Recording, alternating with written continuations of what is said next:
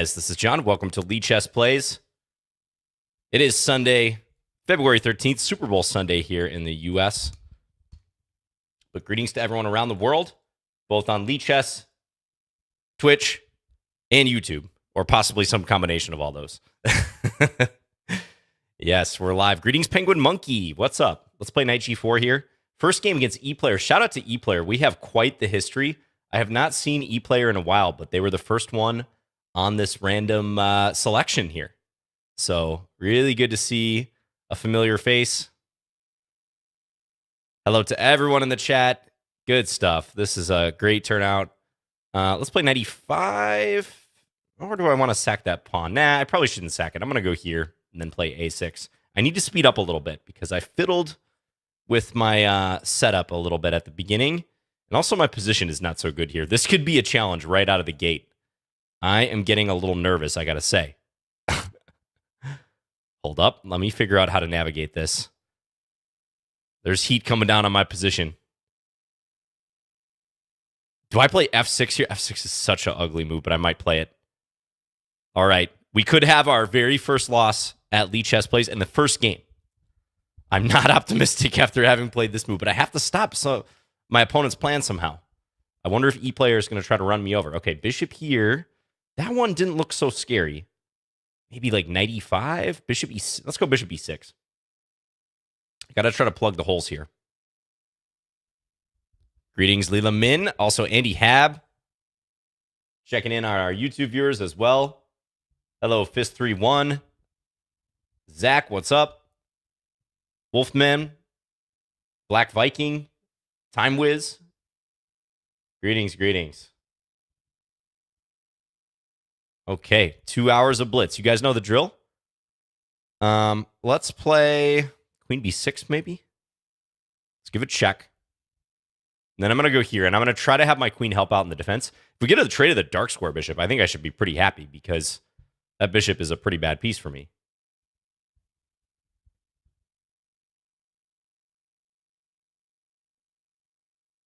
Gefildis says hi from Croatia. Yeah, greetings. Hello to almost an FM as well. Good evening, Richter's neighbor. Who am I going for in the Super Bowl later? Well, I said on stream yesterday, yeah, this is a good move. I was a little worried about this move.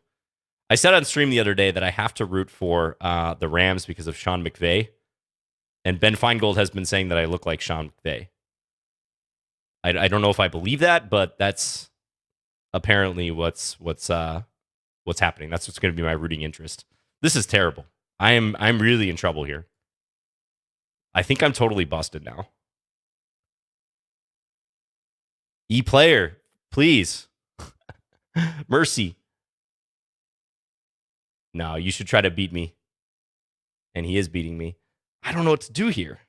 This is rough. I'm just getting mated, I think. I got to sack the exchange problem. No, I can't even sack the exchange. All right, let's try this. I got to play something.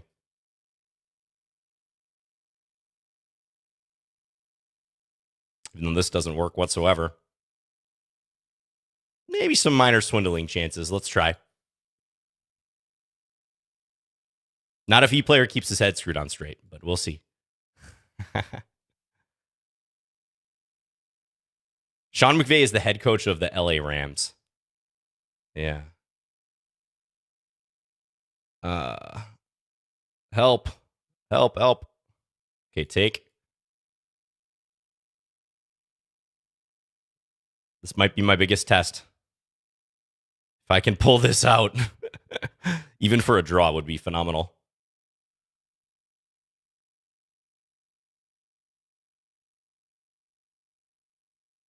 ePlayer is not giving an inch.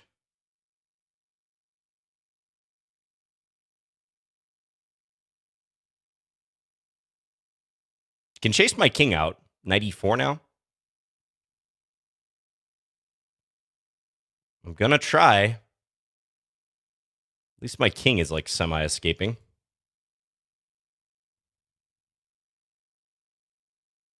Not too successfully. Rook f6 maybe would have been better there, but okay. Ooh, b4's checkmate. Didn't find it, though. Ah, good game, E-player. I'm going to resign. He got me. Nice one. Yeah, I couldn't figure out how to defend against that attack on my king. Like right around here, I think the position is already going south for me. I don't think my knight takes e3 plan was that good. I probably should have stuck that knight on e5, but I didn't want to lose the b5 pawn, so let me see. He just steamrolled me with that attack. First game. I can only hope to come back in this session today. Yeah, this is already a really bad position. +2. I played f6 because I tried to keep something out of g5, but I think e5 anywhere around here probably would have been pretty backbreaking. And then I had a chance to stabilize. Knight e5. Yeah, knight e5 in hindsight looks like pretty much the only way to stabilize things here. Nice one. Yeah, good job, E-player. Congrats to you, and good to see you again. AK Drews is up next. No, I've lost Lichess plays before, but only a handful of times. All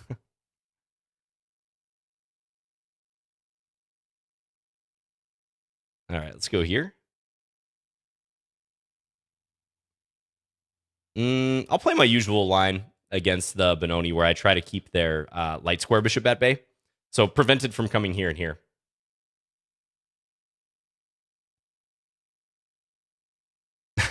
Noted, Snack Bandit. Thank you, Radio Kita. Let's go here, attack this pawn.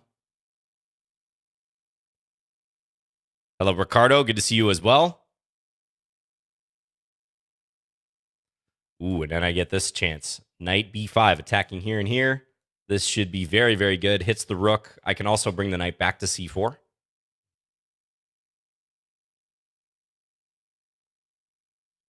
What do I think about Benoni with c4 instead of e4?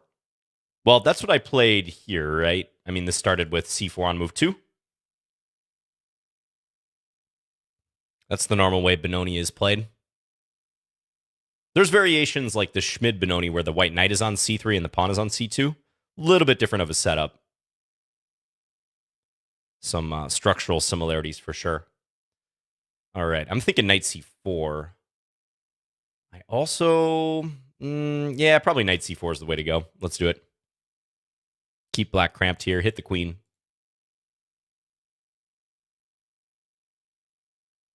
Shout out to the Lichess mods as well. As always, thanks to them for putting this together, being available. Let's go a4. I feel like this is probably... Oh, but I dropped this. Yeah, I wanted to stop b5. Although if it takes here, d6, it's not ideal. It's not the best. I might just play rook e1, which is also probably not ideal. Now let's play d6. Let's be aggressive. Go attack the rook.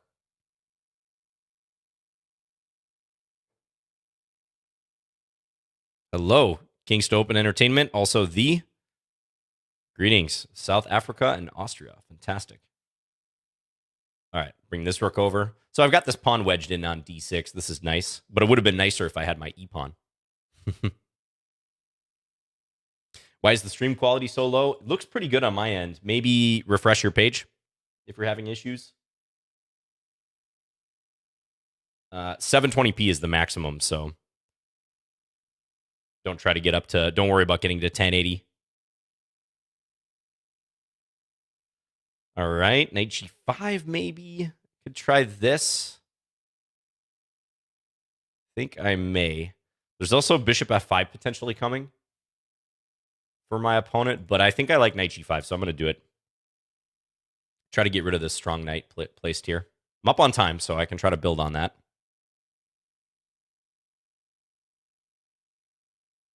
Okay, yep. That's good. Glad the stream is working out. G4. Shall I play G4? I might. I think I'm going to.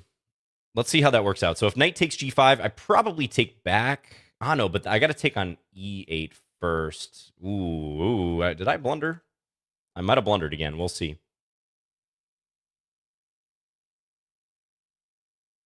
Fortunately, my opponent has very little time. I think knight takes g5 was winning there for black. I am pretty sure. Now I can take here.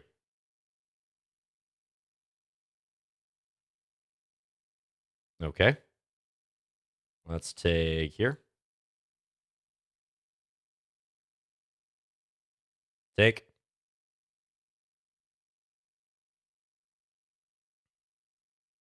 Attacking here.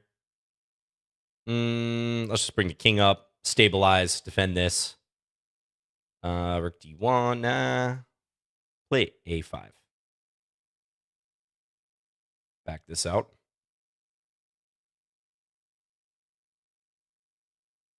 Okay. No time for AK Drews, but we're going to take a look at that because I am pretty sure my g4 move was too reckless. I'm displaying some shaky play here today early in Lichess plays. Yeah, knight takes g5, -5 for black because my queen is actually overloaded here. It's trying to defend both the rook and the bishop on d3. And I was originally just intending to take back, but this is going to refute that. Take, take, and then take the loose bishop on d3. Not the other way around because then my rook on a1 is defending and I'm fine. But yeah, g4 was a little too much. Oh, instead, I'm +5 if I don't play that. Why is that? Wow.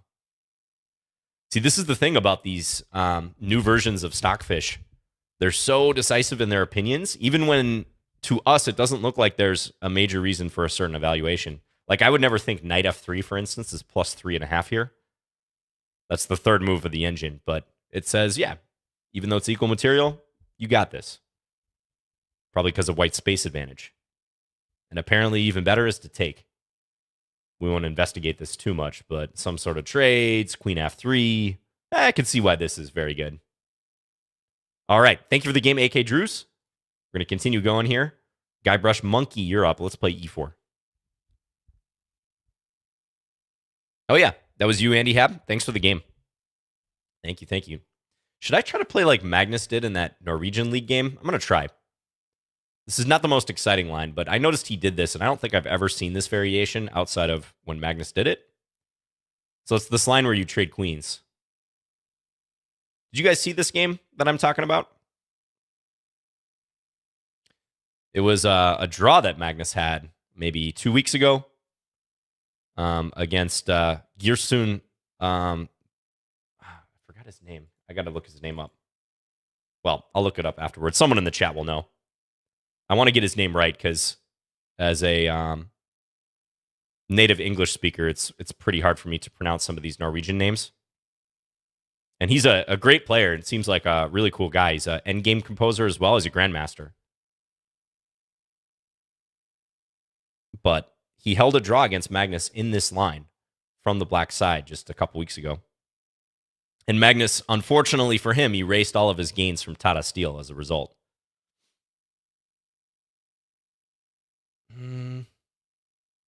G4, bishop G6. So this pawn could come under fire. So I think I might want to advance it, or maybe knight E5. Let's go knight E5. Taleksin. Talexman Osmon, yeah. Girsun Taleksin Osmo. I probably still botched that pronunciation, but that may be roughly correct.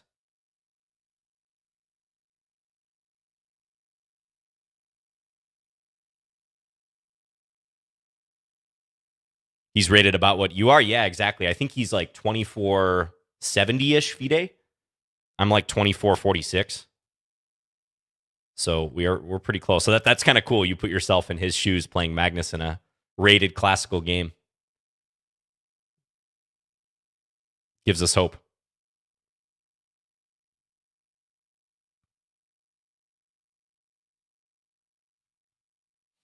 Okay, now this move looks a little pesky. I'm bringing the knight to a5, which I think Magnus did in that aforementioned game, actually, to put pressure on the pawn structure. Oh, thank you, Ian, by the way, on YouTube. I see your comment there. Yeah, he was complimenting E-Player. E-Player played really well in that game. All right, I feel like I should have a tactic here. Bishop a7, rook a8, take on b7, hits the rook. If rook takes a7, I take. It's still defending, though, at the end. I can play rook d6 there. It might be good, but I don't know. I could also play bishop f4, but bishop f4, there's going to be e5. It still looks so shaky for black, but it's not quite there. You know what? I'm going to do this because I might go for that imbalance. So here, take, here. And I'm going to reckon that I win another pawn, and it might be awkward for black to defend. If I can win and get 3 pawns against 1 on the queen side, I think I like that operation. Because a rook and 2 pawns against 2 minor pieces tends to be a lot closer than a rook and 1 pawn against 2 minor pieces as a trade. Rook and 1 pawn against 2 minor pieces in most positions is going to favor the minor pieces, as you guys might know from the classic possibilities of trades on f2 and f7, like out of the Joko piano and other openings. But 2 pawns, ooh, okay, yeah. I'll show the line I was thinking after the game. That was not the move for black. Bit panicky by Guybrush Monkey. Probably e5 here. Could also play f3. Yeah, let's go e5. Trying to get into the 7th rank soon.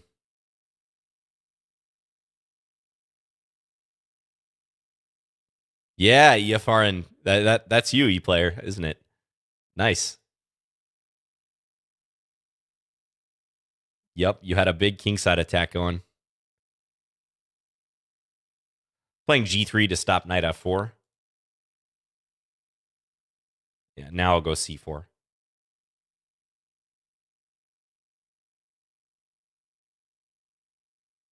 If knight b6, maybe rook c1, I'm thinking. Because b3 looks natural, but there is bishop b4 against that, so I do have to be careful about that possibility. Need to keep this square open. Hey, blundering noob. Hello, Chris. Also, Kurt, greetings to you on YouTube. Maybe a Valentine's Day decoration on the Christmas tree. Yeah, it's every week I say this, but the social pressure is mounting to get rid of that tree. I like the lighting, though, I got to say. It provides some nice ambiance. All right, getting low on the clock here. Ooh, possible trade. All right, I'll take him up on that. Now, I want to maneuver my knight, but I don't want to give his knight the d5 square. So I'm going to play it like this. We're going after that pawn. Go take it. Check. Take this one next. Let's go here. Cut off his knight.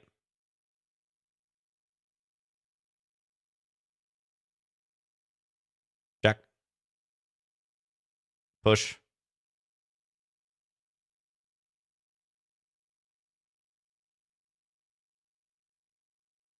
All right. Thank you, Guybrush Monkey, for the game. Much appreciated. I think you were doing all right until that decision to give up the exchange. Let's investigate that for a second. So, does the engine approve of bishop a7? This is an interesting moment. It actually does. Okay, so not for the reason I was going for, though.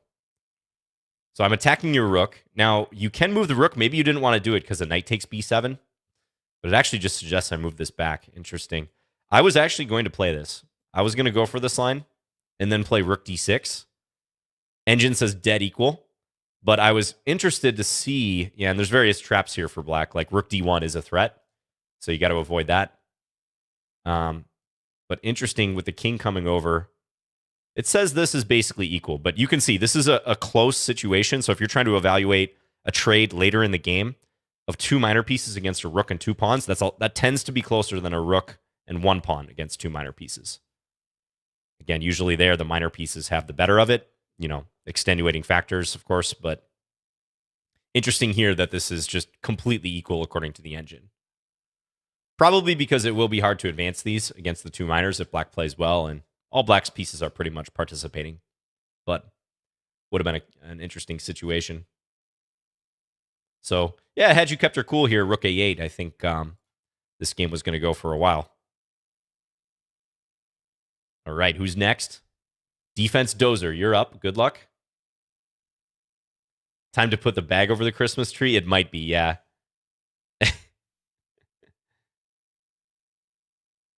The Wolfman asks, "Hey John, what's the opening / gambit do I enjoy beating the most? Beating the most. Interesting. Hmm. Not even playing, just defeating. That's a great question. Huh.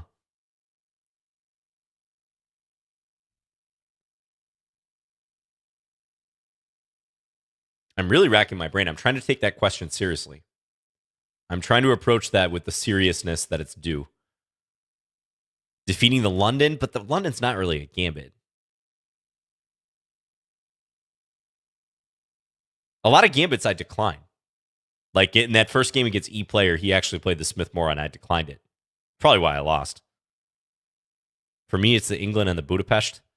Yeah, I was gonna say England, the England gambit, but the England gambit is so bad.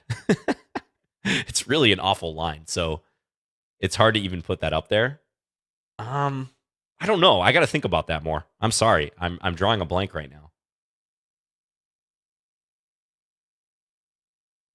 I kind of want to say Stafford, but that's another one I usually don't accept it. But main reason I'd say Stafford is just so popular. Like it's nice to beat the really popular gambits that people are playing. And that's got to be the most popular gambit out there because of course, Eric's influence. Beating the BDG blindfold. Yeah, Black Mardimar gambit. I was tempted, but given that game that I lost against Shrantham Grarks when I was playing blindfolded with the memorable rook takes G2 move, I don't think I can claim that anymore.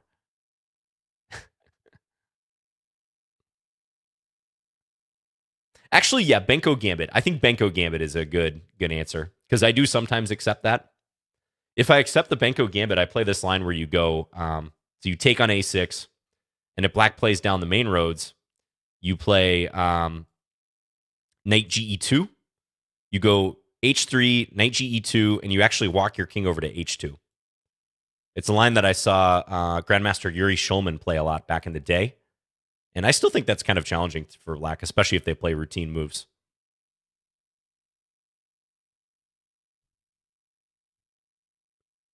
Hello, Mark R. says, greetings from Germany. This has been going for not too long. Yeah, you're right on time. About 20 minutes. Now, I want to play on the queen side a little bit, so I'm thinking about b4. I could also go for knight b6, knight a4. But I think I'm going to play b4 directly because this is usually desirable if you can get it in quickly. All right, white's telegraphing the pass here. They're going for this. Now, if I know that, what do I want to do? Maybe just knight b6. And if e4, king d7, just coordinate like that. I think that's a pretty good bet.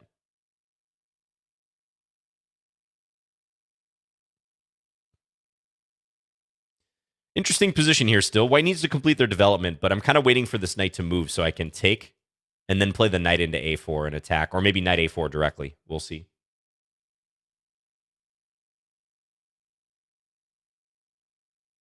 Hello, Fuadi says greetings from Indonesia. Thank you for tuning in. Let's play knight a4 now. Just ask white how they're going to defend this square. Probably they're going to do it with rook e2. But now this rook's a little overloaded, right? I could take this pawn if I want. That is possible. It's kind of unfortunate to break my structure up, though. You know what I mean? Let's do it, though. Maybe white can go knight d2, but then I can play this. I could have played it safe and like develop my bishop or b5, but let's see what white does here. Plays bishop e5. I don't think that can be correct. Doesn't do much. Let's play f6. Yes, this is live. That it is.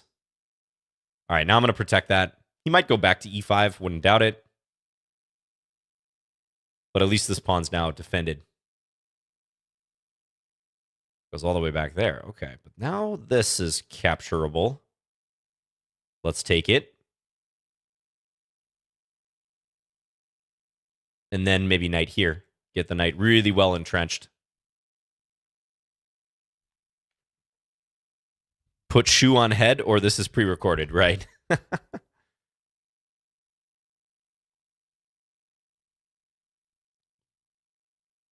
Okay, take. Pretty dominating position now. Don't think I even have to react to that. I can double up if I want. Rook a6 kind of looks good here. Simply because this is not a threat. So, all right, undermining move. Let's take with check. Then I'm going to double up my rooks over here. Try to threaten to take on a3, which white could defend by playing rook over, but it's pretty passive.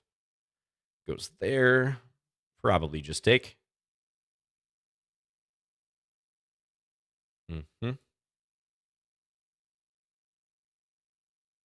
All right, Defense Dozer, thank you for the game. This was a London system.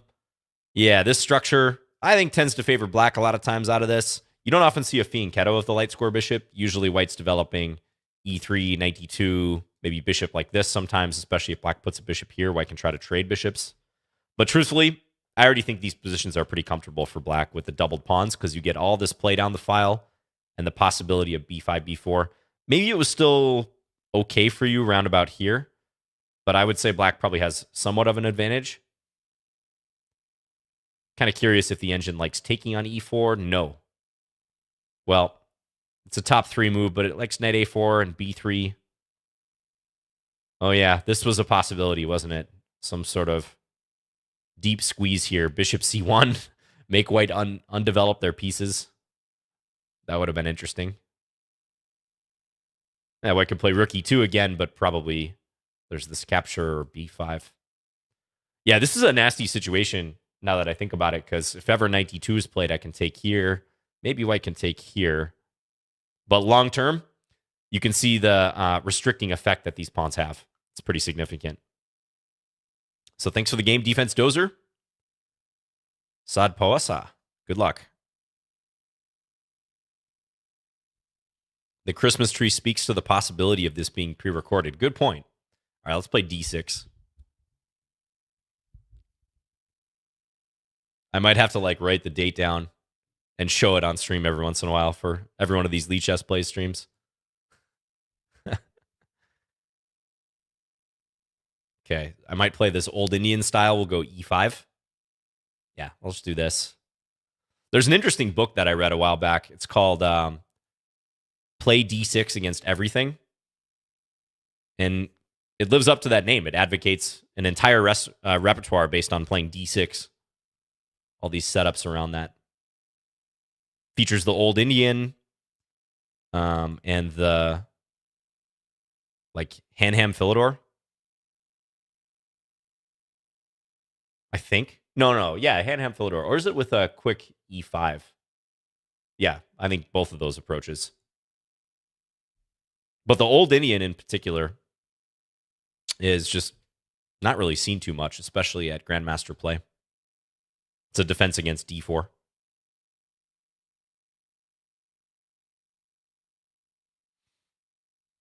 Hello, Renato. Greetings. Let's go here. So we're just crouching for a little bit here. Waiting for some trades to happen. I'll take with the knight now. So I don't mind these trades, especially because I win a piece. But I was going to say in general, seems like white just kind of forgot about my bishop here. In general, I was more cramped there, so white probably should have kept more material on board.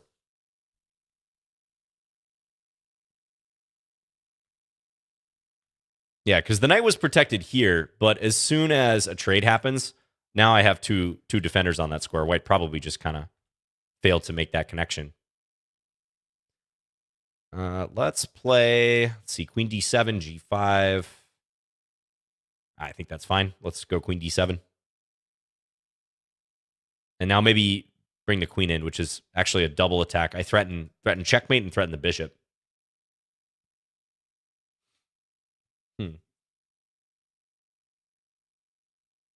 I'm trying to think if I can take, bishop takes, and then do something. I mean, there's bishop d3. Not so convincing, though.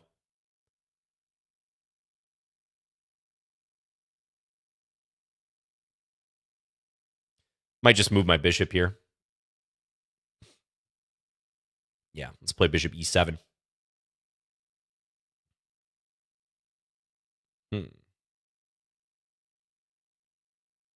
Now I'm going to go here. And I'm going to potentially lift the rook for the final assault here on the white position.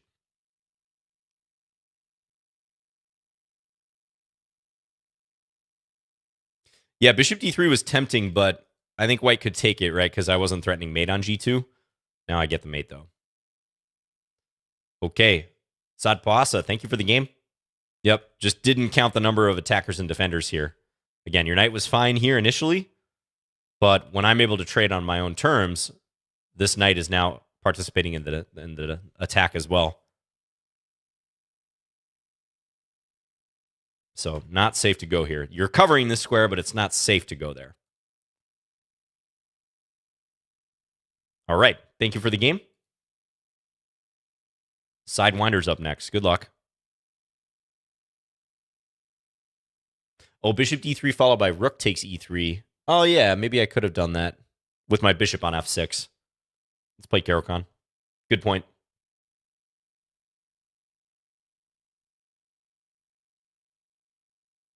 All right, let's play this variation. Which those of you who play the white side of the Caro, you might not like facing this line on c5 because it does demand some pretty precise knowledge. White should take the pawn, but you have to know how to handle that. You'll get a lot of these types of positions where I think black's pretty happy because, as some of you may know, this is basically an improved French defense for black with the bishop outside the pawn chain. Otherwise, we have a very advanced French-like formation going on. I think I want to go here now. And let's look to take this knight. Yeah, now I can take. This is pretty textbook. Take, knight f5 or queen b6. Let's play knight f5.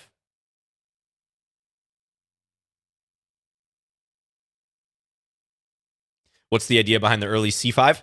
Exactly what I just mentioned. So I'm trying to attack white's center and obtain like an improved version of a French. Still want to bring the light square bishop out, but make white defend this pawn or do something with the pawn. Again, they should take black's pawn, but honestly, the majority of players in this position do not do that at the lower levels. So you can look to liberate that and specifically trade the light square bishop for the knight on f3. Pretty annoying for white when you do that. Takes away a defender of d4, so I might straight up win this pawn.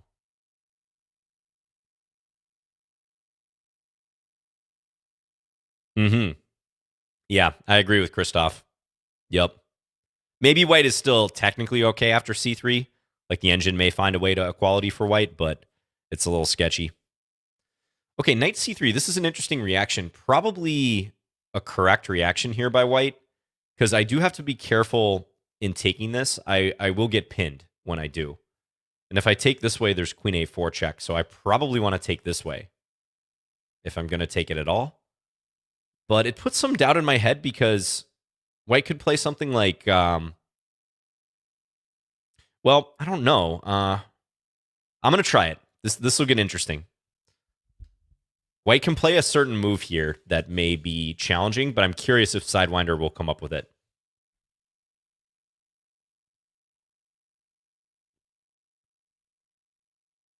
The Twitch page doesn't show Lichess plays. Oh. King Berserk was saying it's the Lichess Twitch, not... Yeah, exactly. Yeah, this is on the lichess.org Twitch channel, the official Lichess channel on Twitch, not my channel. You guys know the move I was thinking of? It actually wasn't knight a4, no. The move I was thinking of was a prophylactic move, king h1. Kudos if you looked at king h1 here. We'll check it after the game, but that would have prevented me from taking this bishop with check, which would have been my response to knight a4 and might be my response to the move white played in the game, b3. So I have this move to bail out. I'm thinking, so if here there is knight a4 attacking my queen, I'm probably not going to win more material there. I probably just take f3 and then play like queen a5. Maybe I can play knight takes e5. Looks a little risky. But yeah, I'm just going to take it with check here. Probably queen here.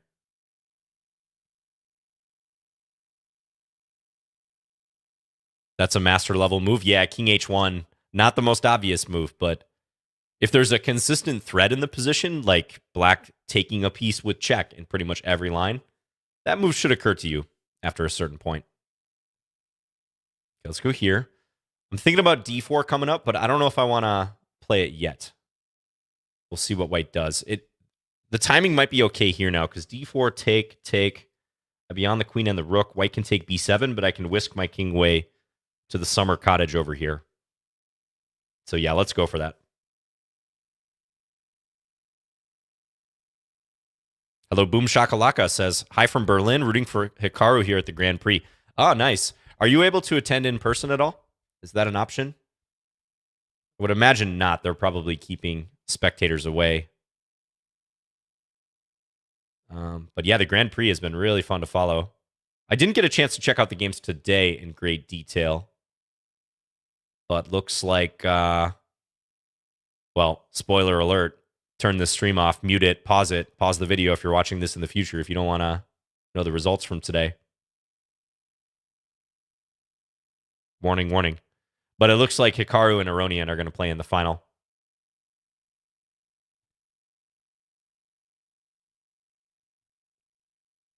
I was actually looking before I went live here what the format of the knockout was, and just trying to better familiarize myself with the Grand Prix circuit in general, because it is quite confusing.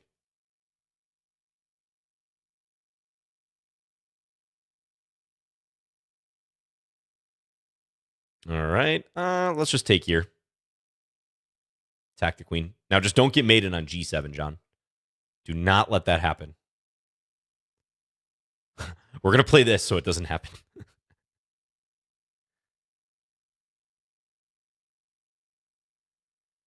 Like bishop b4, trying to go after this bishop would be a really bad move. Establish the bathtub. Now we're safe. Okay, now I can actually play bishop b4. Once you got that bathtub, that firm foundation around your king, you're good. All right. Thank you, Sidewinder, for the game. So, again, this is Black's whole strategy here. We could talk at length about this in this opening, but just Cliff Notes version.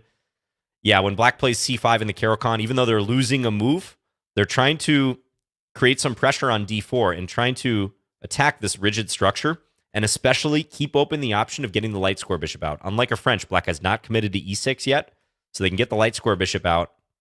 And now when I'm trading like this, yeah, look at this. Let's see if this is correct. Knight f takes d4 is actually bad. It says I can take with the c knight. Interesting. I was worried about queen a4, but I'm going to bet queen c6 is the response to that. Yeah, queen c6. I didn't see queen c6. Idea being if they take here, I don't have enough defenders there, but I can insert this trade and then take here, and Black's winning. So actually the way I did it with this, yeah, king h1. Again, who saw king h1? This is the moment I asked you guys in chat. What do you think white can do? What would be the most challenging move? And that is a prophylactic move, just making sure I can't take with check on f3, and I got to figure out some way to get out of this pin. I was thinking of moves like a6 and trying to like come back here and defend this, but this could get unpleasant. The engine doesn't buy it, although rook c1, rook b1, that's pretty subtle. It would have taken some subtle maneuvering for white to demonstrate it, I guess, because if knight e2, let's say, I can go bishop c5. Even here, there's maybe some concerning lines. Rook c1. A lot of tension coming here. All right, interesting. Thanks for the game. Once again, Sidewinder. Chess is waste of time. You're up. Let's play a bird. Carry on my way is very honest, they say. Not even close to seeing it. All right. That's all right. Let's play knight e5 here.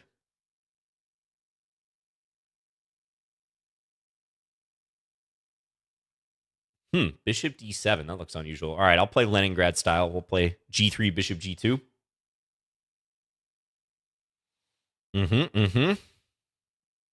I hate to trade that outposted knight for the bishop here, but I kind of like my unopposed light square bishop, so I'm going to go for this. Bob Bobson on YouTube says, never heard of the bathtub before. Is that a real term or just yours? Yeah, it's a term you just see thrown around sometimes. It's not an actual name for a pawn structure, at least that you'll find in chess books. Just a funny descriptor for it. You got the bathtub, and then you got the reverse bathtub if like the two more central pawns are up top. instead of down below. Okay, so I'm kind of playing this like a Leningrad. Guess I'll go here. Black's fully developed, but I have the 2 bishops. Ooh, and that could be a bad move. Ooh, yeah, I think black realized knight takes e5 was going to run into d4. This doesn't look so good, though, for black. Should I play d4? Probably. Is black going to sacrifice? Tough call for black because you hate to have to move the bishop here. That's pretty much an admission that this whole concept was too reckless. But I also don't think the sacrifice is very good. I mean, maybe black will do something like this, kind of enticed by this or my lack of development, but I would doubt that it's good.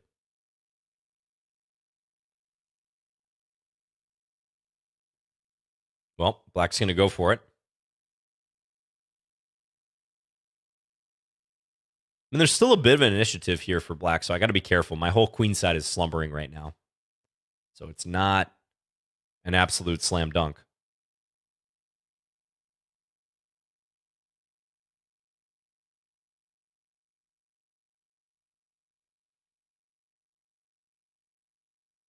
Yeah, no Scandies so far. That's right. Oh, is that right, Richter's neighbor? Nice. You attended the Grand Prix. That's cool. Okay, rook e8. I was actually thinking the other rook might be more challenging. Let's see. I could just develop here. Bishop f4 I'm not a big fan of. It leaves this loose. Also, there might be g5. I'm thinking knight c3, maybe like queen d1 even, though it allows knight f2.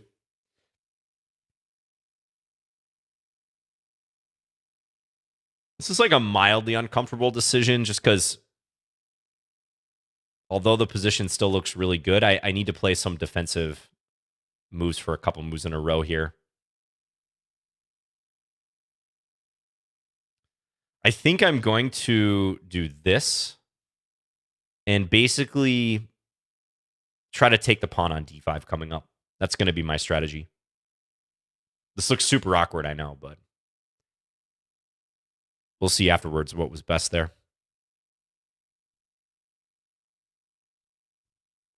Bishop f4 followed by h3. Again, I didn't like bishop f4 so much because it left b2 loose. Also, there's g5 possibilities. I don't think h3 is really the move you want to go for either. Black could at minimum play h5. Little fishing pole idea and try to open the file. Maybe that's why black used this rook, actually.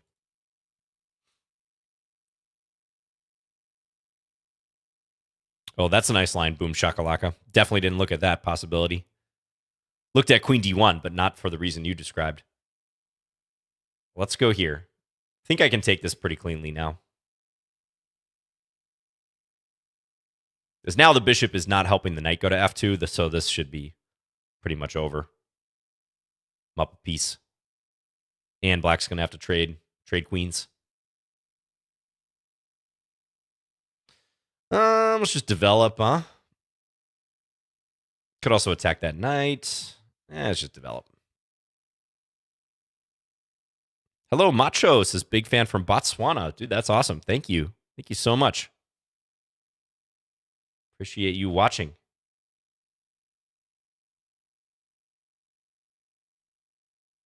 Yeah, we probably have so many different countries represented here. It's amazing. It's one of my favorite things about the Lichess play streams.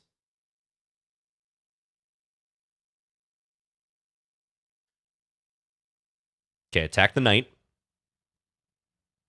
Just go here. Converting up a piece. I will take with the pawn. Invade.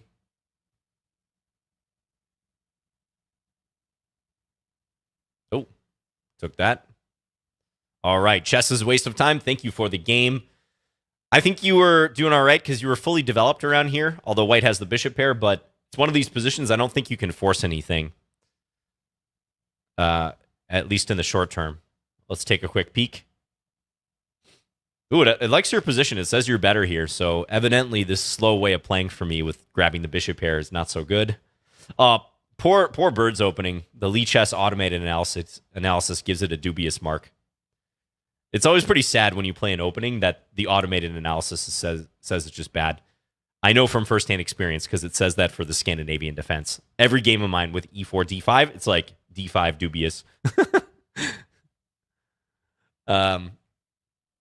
Yeah, so d4 is a better move. d4, e4, knight g4. Uh-huh.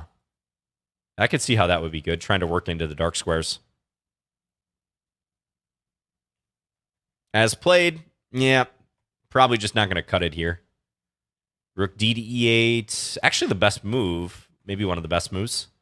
Does it like queen d2? Hey, I'm playing like Stockfish. Nice. Queen d2, which is a very awkward move, by the way. But my thinking was, let's attack the bishop and then the pawn behind it if the bishop moves. And I want to keep an eye on f2. Who was it in the chat? Boom Shakalaka pointed out a nice line. They said queen d1. And idea being there, if this take here, which is very sneaky because of the bishop h3 threat. So that's pretty cool as well. So yeah, queen d1, queen d2. Also queen b4, another move. Allowing knight f2, but I guess king g, no. I don't know why queen b4 is good. Check. Just take, I guess. Okay. All right, thank you for the game, though. Appreciate it. Chess is waste of time. Who's up next here? AB Dex. Let's do this. That is a cool line, right? Yeah, queen f1. Nicely spotted. All right, what have I not played? Let's play... Oh, it kills me to do this. I'm going to play a French. Just to appease you French players out there. One of my least favorite openings. Steinitz agreed. The first world champion, Steinitz, said the French is one of the most boring openings. Actually, the French is pretty fascinating in some lines, but I can see why Steinitz said that. Oh, I'll play Scandi. Don't worry. Scandi will come. No worries. All right. This is a little ticky-tack, but I'm going to do it. Knight g4. My opponent has to be careful here. Oh. Actually, I love the French. The French is a great opening. It leads to quick attacks. You can sometimes win in 13 or 14 moves. It often leads to miniatures in Black's favor. So, yeah, big fan of the French defense.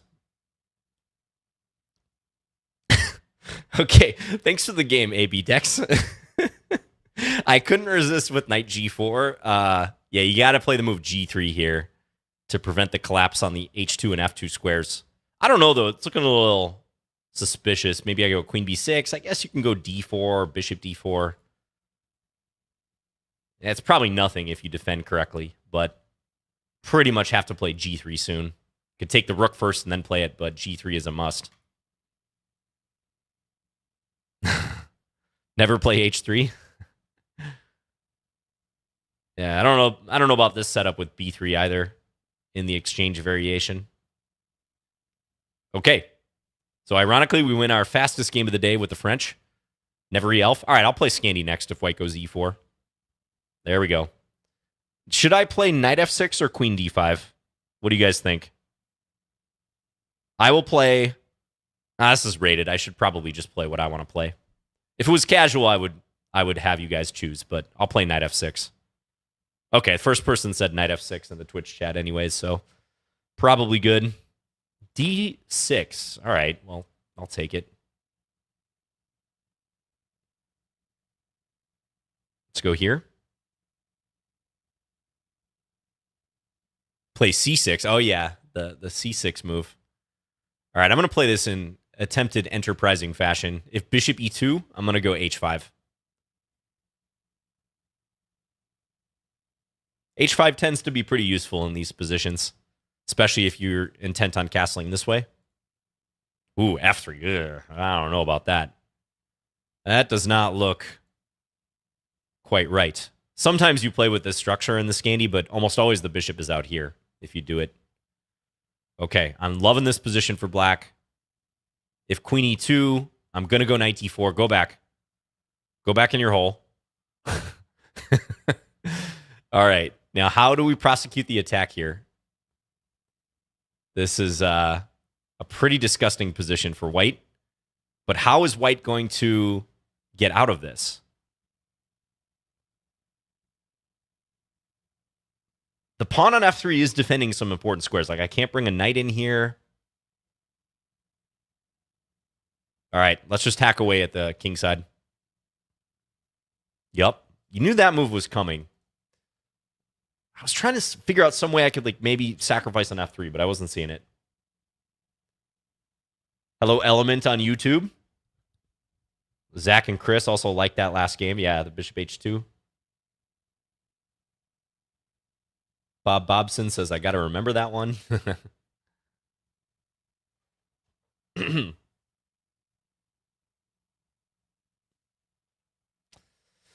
All right, g3 maybe?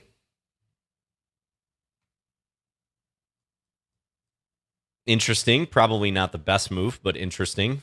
There's also e5. I could definitely think about e5.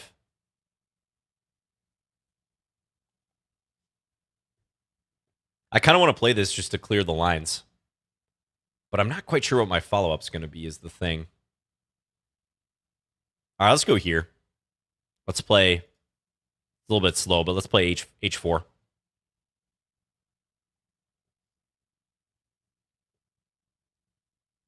Free pawn? Where? Where is there a free pawn? I'm not seeing it. Well, this one's going to allow knight f3 check.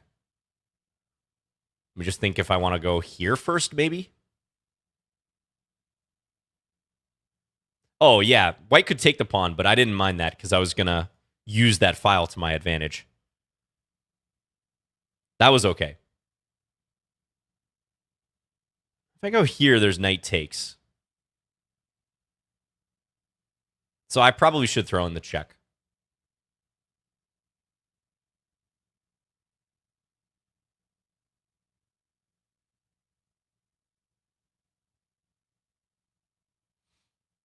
Only got one legal move. Never else going into the tank with that.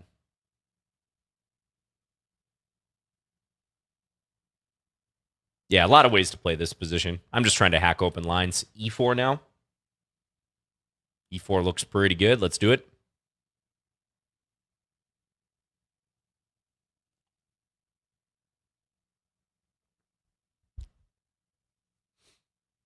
Super entrenched knight on f3. We like it. Causing problems. I can always swing the queen over. Ooh, takes. Which way do I take? I think take with this pawn. Because then I gain access to this square. This poor knight is going to have to go back to g1 if it wants to survive. Oh, check. Yeah, this is not going to be fun for white. Bishop's dropping. I don't even have to take the knight yet. Take. F2. Nah. Trying to play something artistic here. Some artisanal chess. But let's just play this move.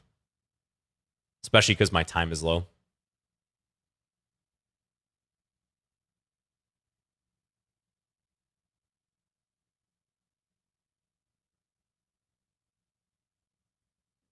Let's take.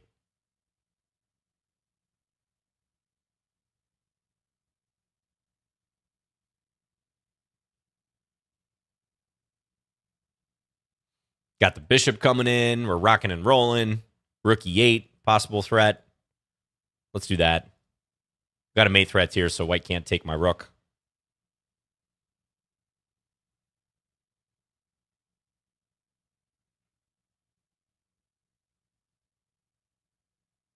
White could castle here, funnily enough.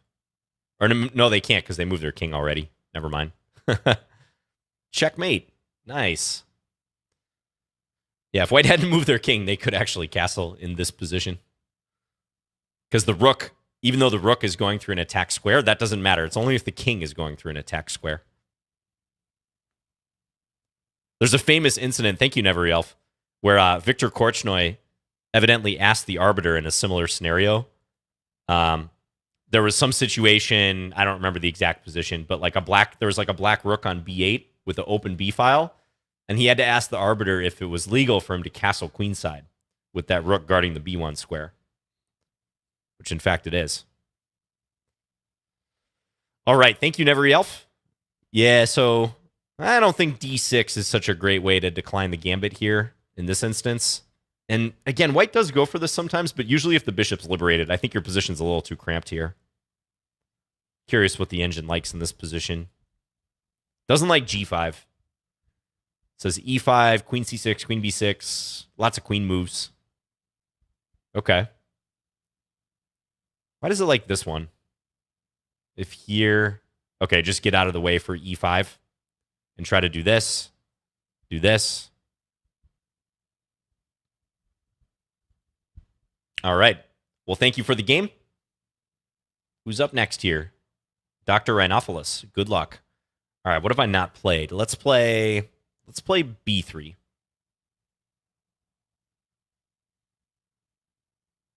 Okay, playing the Nimzo Larsen. I think this is a free pawn. As is that, with possibly a free rook coming up. I just cannot get mated on f2. Do not get mated on that square, John. But suffice it to say, be careful about the bishop on the long diagonal. This was not model play by Dr. Rhinophilus. They're playing a little too quick. Maybe they're nervous. I know a lot of you guys get nervous in Lichess plays, but take your time, especially in the opening. Try to get in a little bit of a groove. I will surely spend time myself looking at chat. Okay, this is a good move. Trying to get in here. I like that. But now if black does it, the queen probably is going to come here. And I think this bishop's running out of squares. Also, there's d5. Oh, although I should have played d5 if I was going to do it.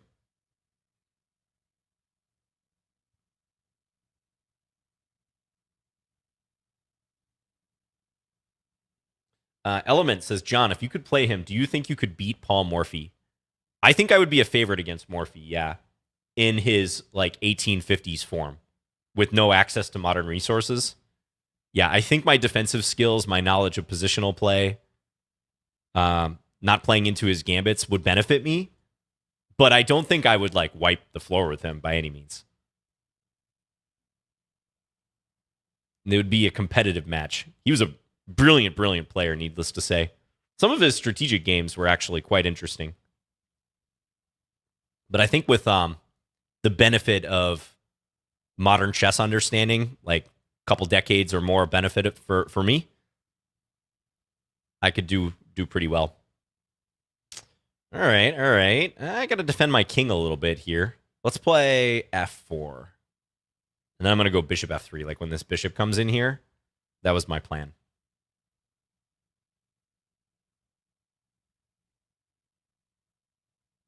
Yeah, I think the defensive skills is like the major department. I see that modern players would just put up so much better resistance than, you know, even some of the better players of the past.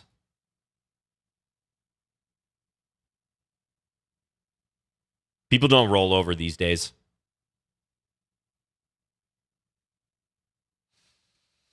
All right, let's create a super defense of the pawn on g2. Could grab this pawn, but no rush.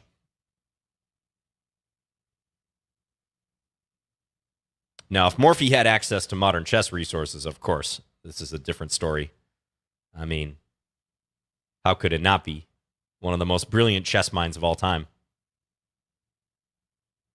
Okay, he's going to go here and then here. So if I'm playing white and I know that, how do I disrupt my opponent's plan?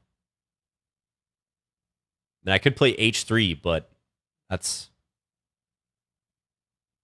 can take it. I'm trying to figure out some way I can like trap him. Probably just go c5, to be honest. He might keep his head down and do this and wind up getting mated around his king.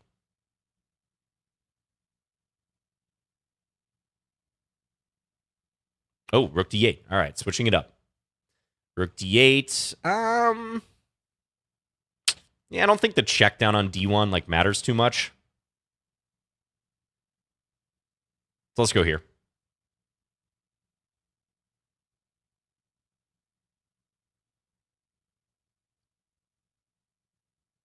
You think Magnus better than Morphy? That is a bold opinion, sir. All right, you guys ready for this? I hate to do this. He might see it. He might see it. He did see it. Well done, Dr. Rhinophilus. Now let's go here. Will he see it the second time? I got to test my opponents on these long-range diagonal moves, especially the backward ones. Saw it again. Good. Definitely saw the threat. Or the defense, rather. All right, I'll give it a check. I think we'll just trade. Boring, but we'll trade. Push the pawns.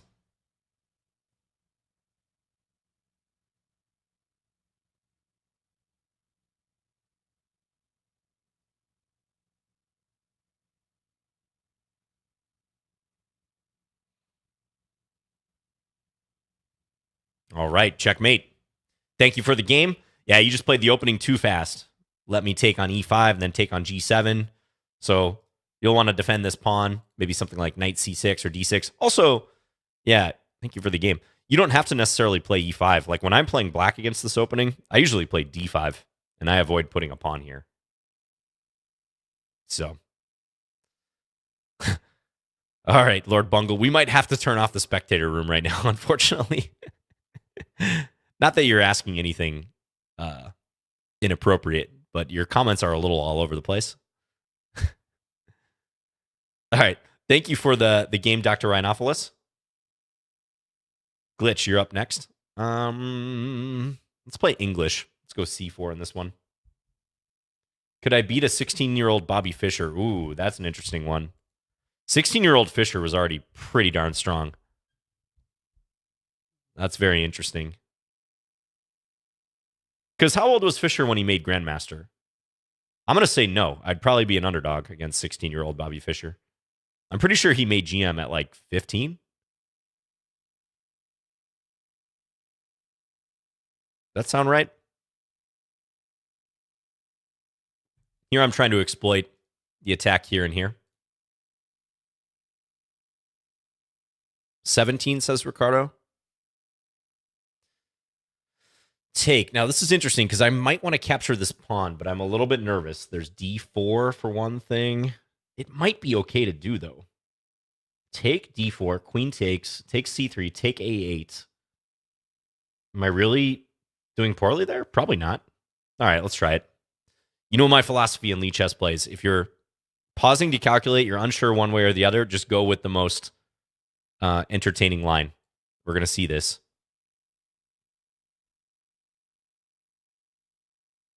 So giving the knight, but I'm going to win the rook. And black will have one extra minor piece, but I have an extra rook up in exchange. These are defended. I saw if knight e4, I'm covering that square. Be a good time for him to blunder this. He's not going to, though. All right, here, check probably.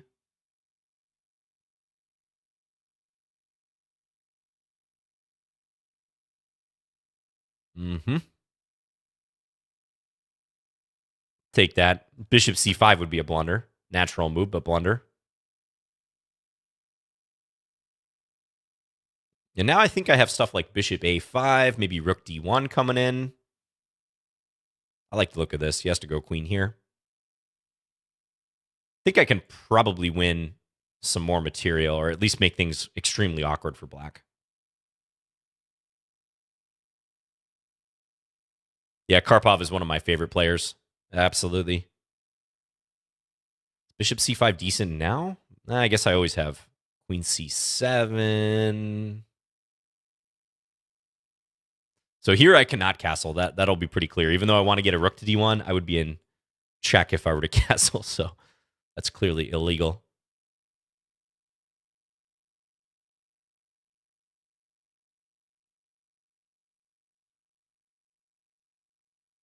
Thank you, Rooney on YouTube says, correct, John. Fischer became GM at 15. Then I gotta defer to the greatness of that achievement and say, no, I would not be a favorite against Fischer when he was 15. Yash brings up a good point. Says maybe the strength of today's IMs is comparable to GMs of 1960. And Glitch resigns. Maybe it's slightly premature resignation, but yeah, it was looking pretty rough on this square. Thank you, Glitch. Probably it's the case that queen takes b7 is justified. Let's take a quick peek. Yeah. So it does like that. In-between move to attack the rook here. d4 looks threatening, but actually it's just coming up empty because we maintain the attack on the rook. Thanks again for the game. Be careful about moving that light square bishop too early. Gold Crazy City, 1624. Let's do this. Our second game. All right. What have I not played? Let's play e4, e5, shall we?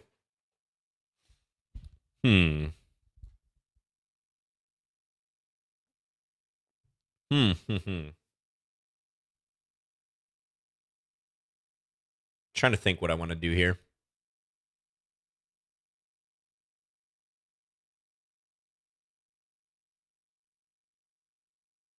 All right, let's play a Schliemann, aka a Janish Gambit.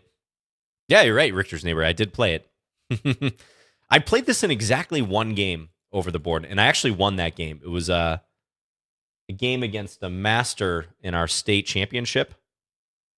So I have some fond memories of it, but only for that one game. And I never played it since.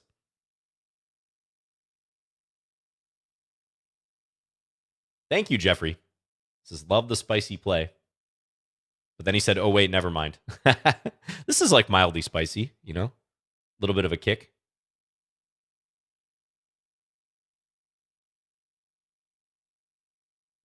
Did Anish Giri hacker message you anything? No, they did not. Anish does follow me on Twitter, but no, I was not messaged by that hacker. All right, should I try to roll white on the king side? I'm going to attempt it. We're going to clamp the pawns and run.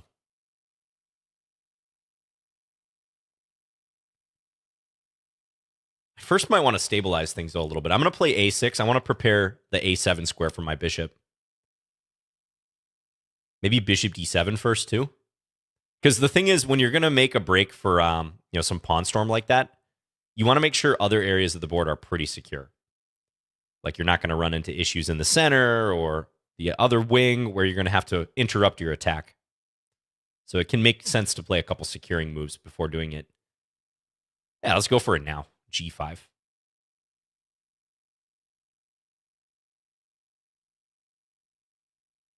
All right, he's retreating already. Okay.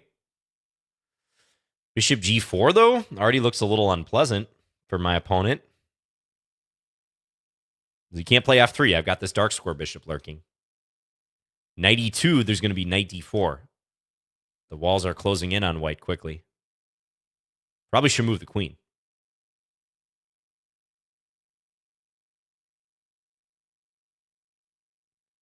A Moog says, trying to play with you for 1 year. Oh, man. It will happen. It will happen. It might happen today.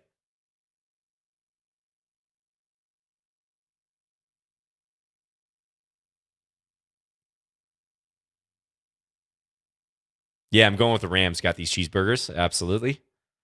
Ooh, should I play this move? I got to play this move. This is kind of fun because it attacks the rook. But unfortunately for white, taking the bishop is even worse. So they're going to have to let that rook drop. It's highly uncomfortable for white, though, because white can't even really get rid of this knight. Like, this is poorly placed. Can almost just play my attack slowly here if I want. Don't take a rook like that unless now I can take it and win the whole thing.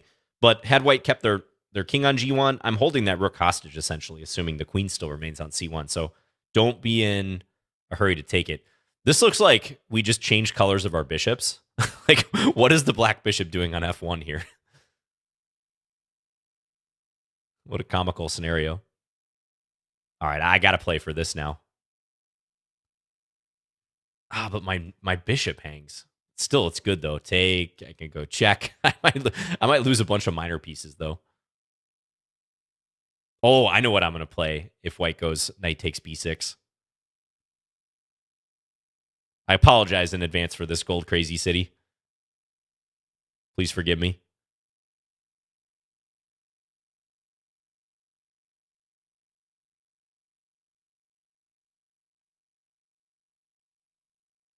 Kakotiri says, now the rescue mission. Can the bishop escape? Right. It might not have to escape. The bishop's just observing matters here. Oh, he plays a good move. Averts the mate. But wait. Check. Okay, we're not taking that queen. No. We're playing for checkmate. Oh, the pawn mate. Smothered by the knights. With the pawn on f4 providing not even necessary, actually. I was going to say providing the assist, but the knight from e2 is covering. What a bizarre position. Well, we managed to create a little bit of a work of art there. Oh, you sent me a rematch. I'm sorry, Gold Crazy City. I have to play other players, but thank you for the game. Appreciate it. That was fun. E4, E5. I don't play E4, E5 too often, but yeah, if I were to give Gold Crazy City some advice, try to open the position a little more. This whole bishop G5, bishop D2 operation, probably you're better served by doing something such as, let's say here, take D4. You want to strike in the center when I'm already trying to attack you a bit on the flank using a flank pawn. This would be good, I think. See what the engine thinks. Yeah, engine loves this. Look at that. Plus 1.5. Because if take, you can take with the knight due to the pin here. You're not afraid of bishop take. You can just take with the queen. And you see how the game is becoming more centralized. Now I got to worry about my open king. This is not simple for me. So that's the type of thing you want to do before your opponent really gets going with kind of a clamp here. I mean, even at this stage, you're probably fine. Engine suggests a funny move here. Bishop takes f4. Idea take and then d4 once again. Attacking the bishop and probably gaining time for this with the pin, and you're going to win the material back. So thank you for the game.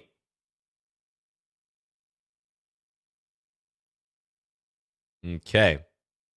Luigi-topian land. Let's play e4 in this one. Yeah, I will play another blindfold game today. I've been doing quite poorly in these blindfold games, I gotta say. Should I play a Ponziani? Where are my Ponzi players at? The best type of Ponzi. Just playing it in a pretty meaningless chess game, No one gets hurt. No one loses money.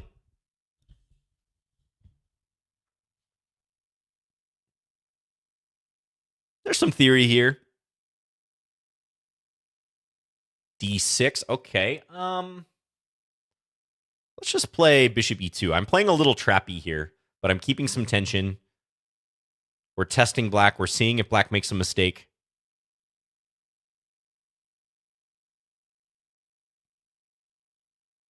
It's castle. This is pretty quiet. I think black's going to castle now. I don't think they're going to bite on this pawn. But he's got to be wondering, why is John giving me that pawn on e4? But do you guys know what I'm going to play if black takes that? We might see it. He's thinking about it. Otherwise, he would have castled it. He's really thinking about it. All right. Knight bd2. Let's go. Yeah, d5, queen a4. Right. And I was going to take one of black's minor pieces. That's a key trap in the Ponzi. Let's go d5 here. Now maybe queen c2. I want to take here and maybe move my knight, but now I do need to protect e4.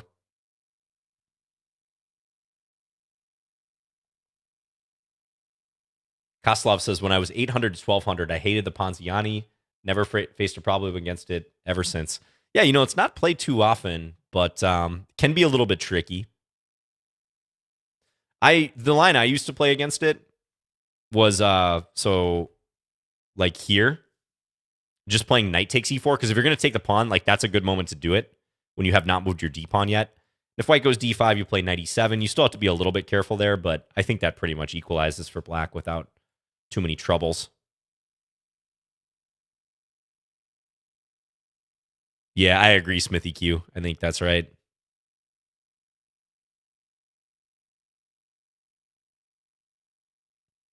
Telegraphing the pass. I wonder what black is going for. Okay, let's prepare some counter pressure here if black goes c6 or c5. Right. I'm torn if I should keep the pin or move it back to e3. I'm going to keep the pin. Let's keep it spicy. Good play by my opponent so far. 1,500, but playing really well. Above their rating. It's good. And they've had to make some tough decisions because, again, it's not every day you face the Ponziani.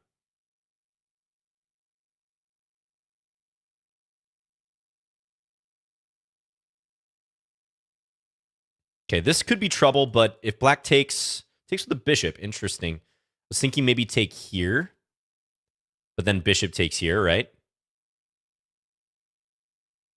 Then I could maybe take here, take this bloodbath, bunch of trades. I don't know about that line. I'm skeptical. I'm just going to take because I can always, at this point, decide to play my queen somewhere. It seems correct to do this. I'm getting confused by all these trades. Like, I can take there, too. But if I take here and then take, probably just black takes back. I think is what's going to happen. If I take c8, that doesn't make sense. Taking f6, maybe take c2. All right, let's go here. What's happening in this position? Maybe one semi-basic idea I have is I can maybe take and play knight e7, although I'm not even sure about that because I might run into issues on g2 and h2. Got to be careful about those bishops towards my king. Volatile position. We don't have enough time. Oh, there's bishop c2 as well. I wasn't even seeing that move.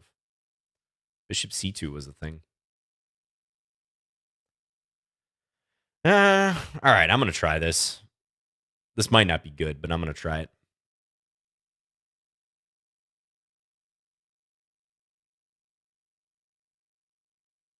Kind of a fork. But again, got to watch these squares. This is not simple. Goes back. Probably take now. There's still bishop c2. Okay, finally that chance is over with. And this is just time pressure. Hello, Thomas. Good to see you.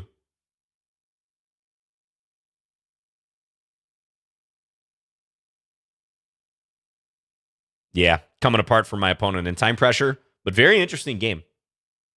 I think they played pretty well, all things considered. All right. Thank you for the game, Lucha Topian Land. I bet you might have even been better in the middle game.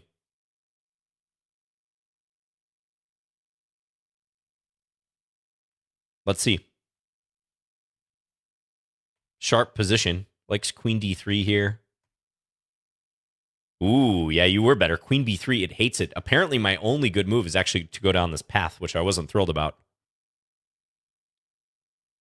Bishop c2. Yeah, bishop c2 is the move. I didn't see that originally. I only saw it as I was considering the position a little bit here. So that would have hurt. And then what about this? Do you have a move here? Queen g6, best move. Threatening checkmate. Yeah, kind of figured something like that. I was going to play a pawn move most likely, but once this happens, still bishop c2, but it's not as good. Oh, bishop c2, queen h3 reply, hitting the rook. Clever. Bails white out. All right, thank you for the game. Sharp one. Who's up next? Malcolm. Hey, Malcolm. Good to see you. Yes, Lord Bungle is coming up with some really creative stuff. That's right. Let's play a Pirtz. A Pirtz, also known as the perk. One of those pronunciations that has become commonplace, even though Pirtz is technically correct.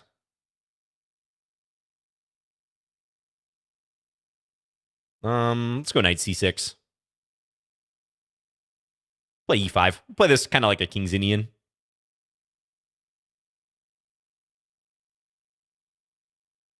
Yeah, we have a lot of challenges. I can't tell exactly how many, but it's a lot. That is for sure. How do I play a position like this? Like knight here, I feel like he's just going to go here I sort of want to fight back in the center.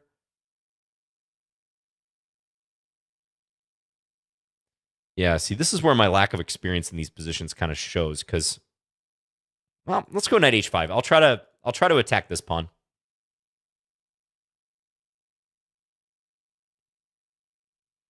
John, any chance you will make an appearance at the Chicago Open this year? Very unlikely, but I have played that tournament before. It's a good tournament. I think it's in May. Okay, now here I was thinking maybe I can take this pawn. Oh, you bet, Lewis. Lewis Lynn says, thank you for playing me. My pleasure. Thank you for tuning in and sending a challenge.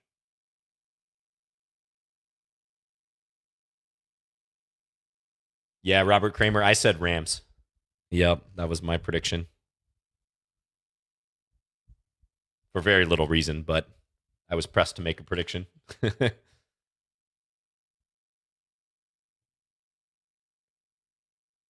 John, any chance you will start MMA as a side hustle? Cannot confirm, no. Nor will I probably do chess boxing, although I'm kind of interested in the concept. I was on Levy Rosman's podcast recently, and he asked if I was interested in chess boxing. So I wonder if he's like planning some sort of event. And I said I would be, although I've torn both my ACLs. So like my footwork, those are ligaments in your knees. So my footwork would probably be questionable.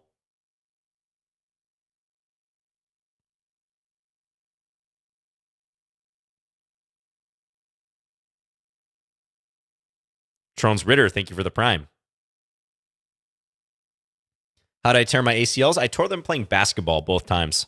First one when I was 18. I was just about to graduate high school. And the second one when I was, I think, 23. And I'm 35 now. So, yeah, these were both injuries from quite a while ago. But, yeah, I highly recommend keeping your ACLs intact. I feel lucky. Like, my rehab went well in both. Like, I think I rehabbed them correctly. But definitely I still have some residual pain and numbness. I would say the biggest issue is just the psychological impact that an injury like that has. Like, I don't really fully trust my knees, especially on uneven surfaces sometimes, or in sports with a lot of side-to-side motion. So, yeah, I cannot recommend the ACL gambit.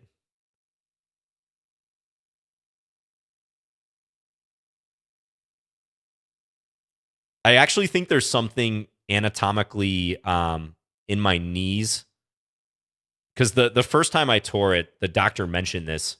He said like the notches for the ligaments in my knees are narrower than most people.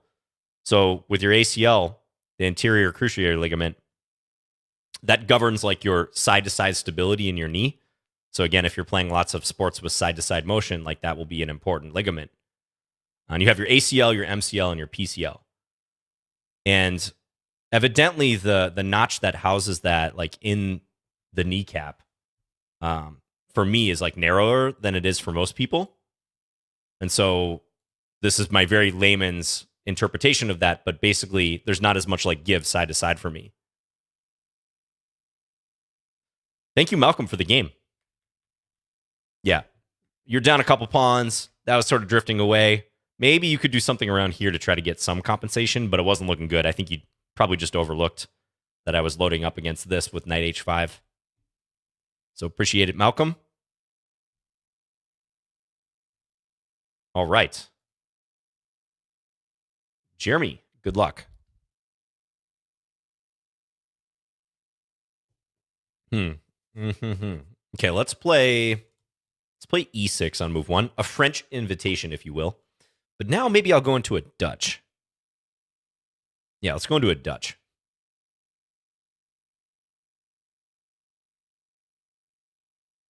Andy says, I've torn my MCL, so I feel your pain. Oof, yeah, knee injuries are brutal. Oh, sorry to hear that, Ozers. That's rough.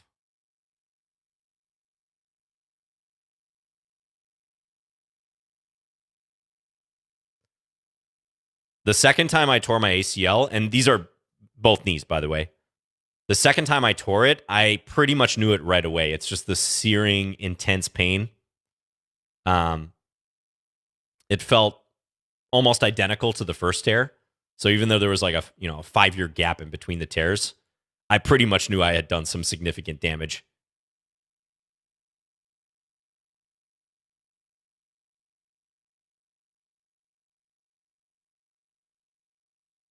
Hey, Tommy Shelby.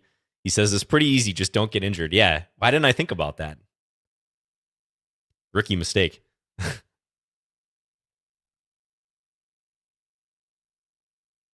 All right, A6. I'm really crouching here behind these pawns, but this is kind of what you do in this line. You prevent white from infiltrating to the 5th rank. I might try to get it in E5 at some point, but it's going to take a little while to build up to it. Yes, just don't get hurt. Yeah. Again, in fairness, when I tore it the first time, my doctor said there's a decent chance if you continue playing basketball specifically that you'll tear the other one. And he was absolutely right. That's precisely what happened. But, I was 18 years old. I'm like, okay, I'll take that risk. But I gotta be honest, like I feel lucky. I haven't had too many health issues in my life.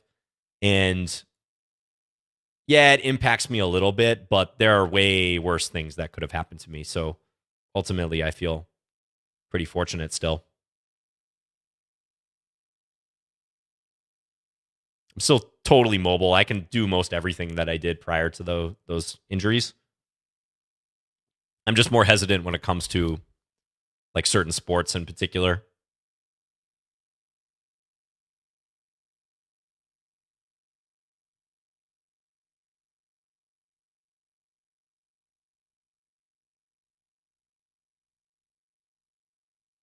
Right, numeroid?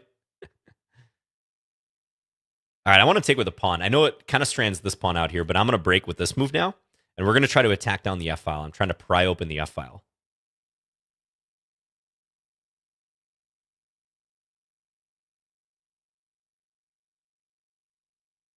Take.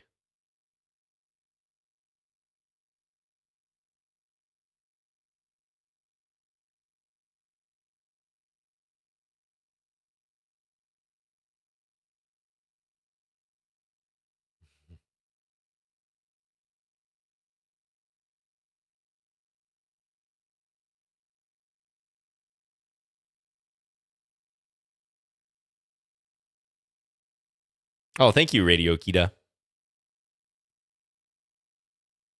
No, I don't do any sort of mindfulness or anything like that, no. Although I think that is good practice. I've tried to get into meditation a little bit in the past, but no, I haven't. I haven't done anything like that too purposefully or regularly, let's say.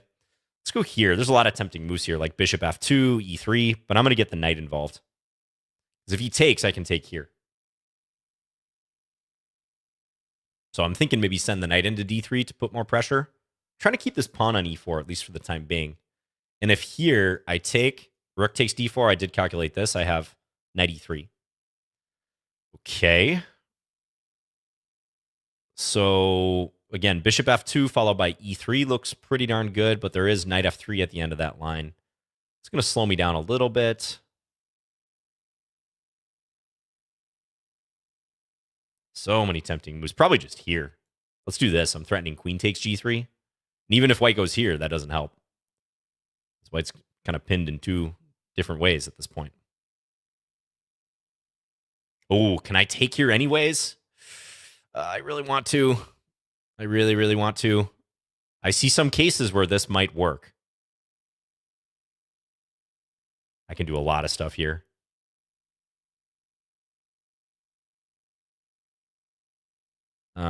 E3 comes to mind too.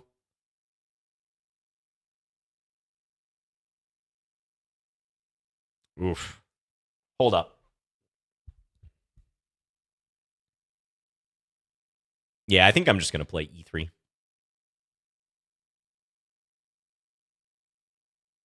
That's not as much as I wanted to get, though. I could have done better with that transaction. Position still probably winning, but could have been better, you know?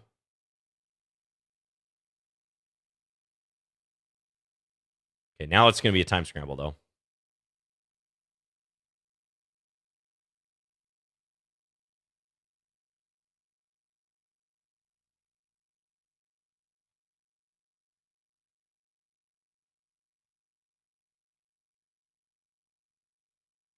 Cage theory. Oh. Nice time scramble, Jeremy. I got you in the end. I was trying to find an artistic checkmate and I failed. Or some cool tactic. I don't know. What do you guys think here? Is it just bishop f2, rook takes, and then like white can't take because of e3? It's probably that. I really was trying to make queen takes g3 work. Knight d3. Yeah, why didn't I like knight d3? Knight d3 is also really... There's so many good moves here. Yeah, knight d3. Probably the move. Here, take. And then I can try this. Doesn't quite work, though, does it? At least not the mate. Oh, but I have... Whoops. Oh, there's a lot of questionable moves there at the end. Yeah, e3 is pretty lame, actually. Now that I think about it. Knight d3, bishop f2. One of those two moves. In hindsight, I definitely wish I would have played this. Here, take. Queen b3. Rook takes f2 is mating. Pretty much everything wins. Rook 8, e8. That was a layup. e3 was really bad. I think I started panicking because my time was getting low. And I was looking for something with queen takes g3. That never worked. Okay, thank you for the game, Jeremy. I think probably just the way you played it was a little bit too passive.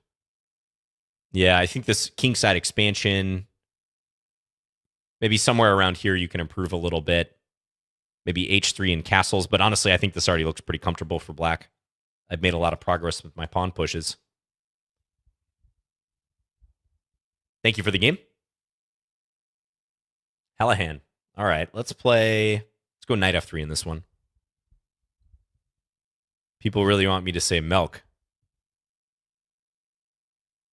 Milk.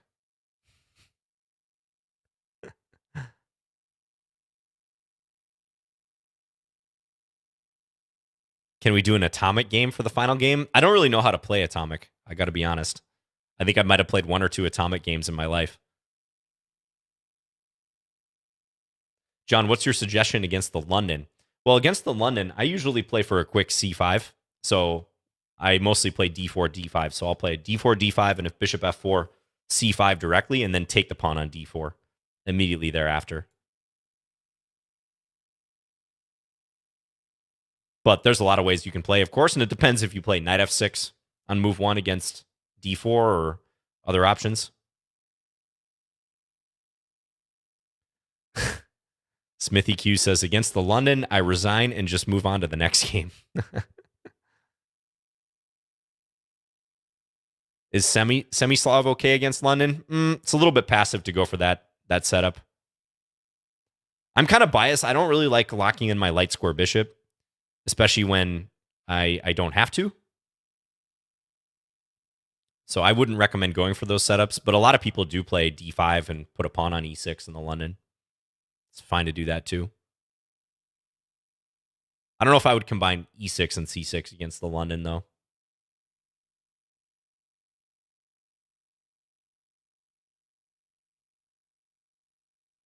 Do I play the Tory attack much? Yeah, I like the Tory attack. I do enjoy that defense, or that line, I should say.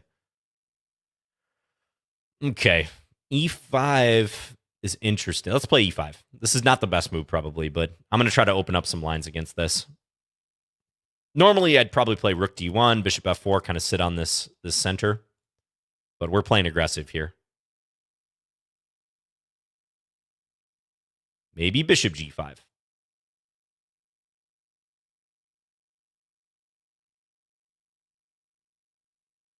How about hand and brain with the Twitch chat? Ooh, that would be fun in theory, but not with 3+0 games.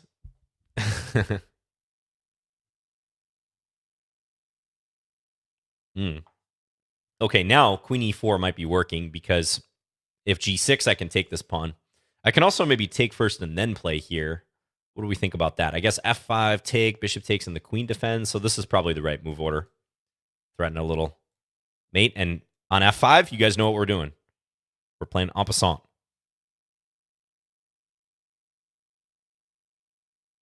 There we go. Morally forced, but also just extremely strong in the position. En passant, yes.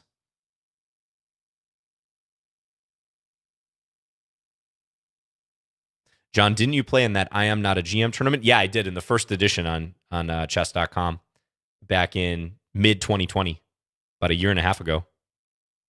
I won it. I played Alina Kashlinska in the final. It was a real entertaining match. Oh, and you see, en passant forces resignation. Hallahan, thanks for the game. I think got to be a little careful here, but maybe you can play just bishop d7 or something. Queen c7 itself may not be that bad, although the engine really doesn't like it. I think I would have played bishop d7 if I were you. Try to get the bishop here where it can influence matters. Because now, if I go queen e4, you can play g6, and it's not as bad when your pawn is not here because you're not hanging that pawn. So thank you for the game. All right, we're down the home stretch here. We got about 20-some minutes left in the stream. Blundering Noob, hey, you're up.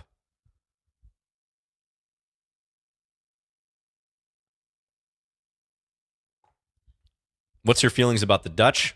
You know, pretty nice people. I was in Wykanze a couple years ago.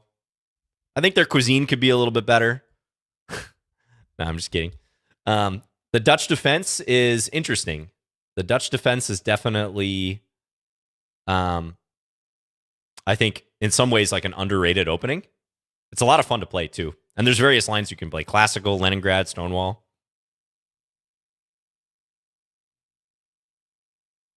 Dutch fries are the best. I do like the stroop waffles. That's a Dutch thing, right? The stroop waffles. They were big on croquettes as well. Croquettes are not really like a thing that people eat regularly in the US. So I did like those when I was there.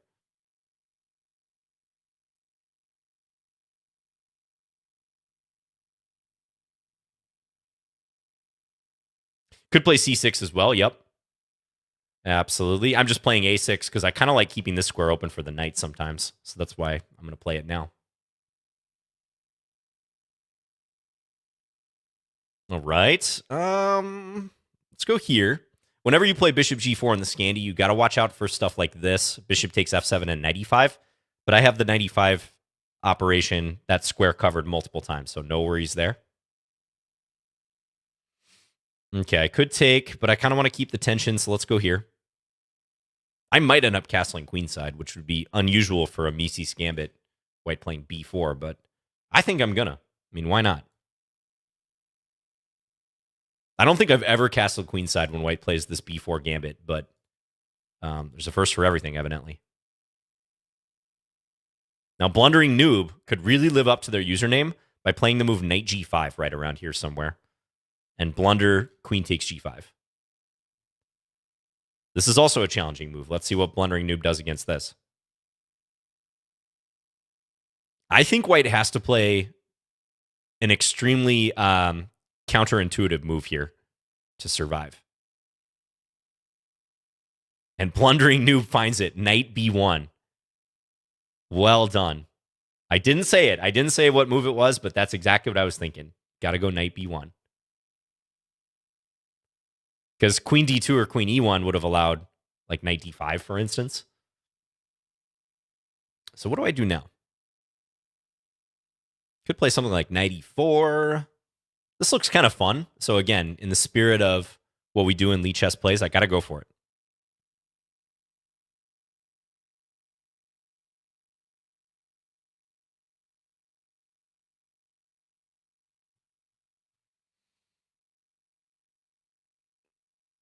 Okay. Blundering Noob.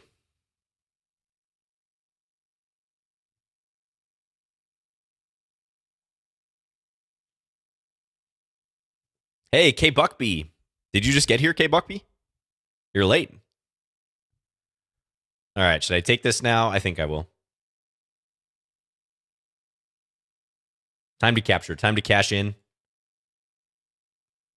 Blundering Noob gets a little compensation here, though. There are some files open around my king, so again, I got to be careful. Let's go Queen A5. We'll go back.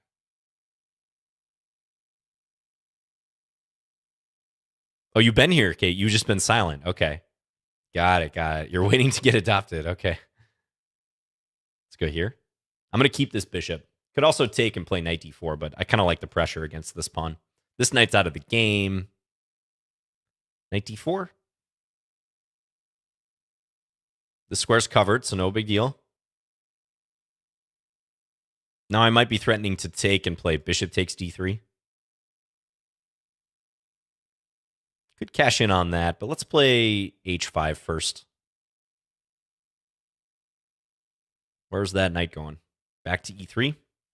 Fair. I like my knight on d4. I don't really want to trade for it. I just don't. I'm going to grab another pawn.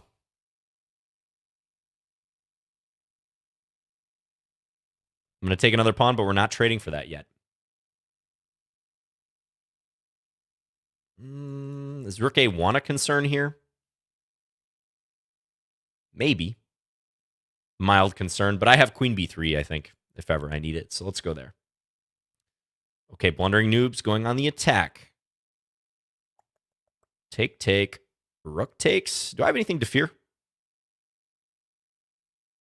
I am a little scared, but I think I can take with check. Take here. Ooh. Aggressive, but I'm going to take you now. I'm up too many pawns at this point. Way too many pawns.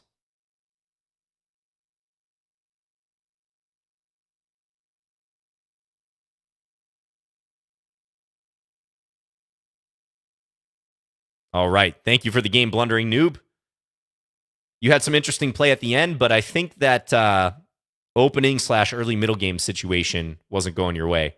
But to your credit, you found knight b1. I think that's the only move here. It's such a nasty move to have to play, undeveloping the knight. But yes, it's the only way to keep it safe. Thank you for the game. Okay, who's up next? Giovanni Paolo. Okay, let's play d4 in this one.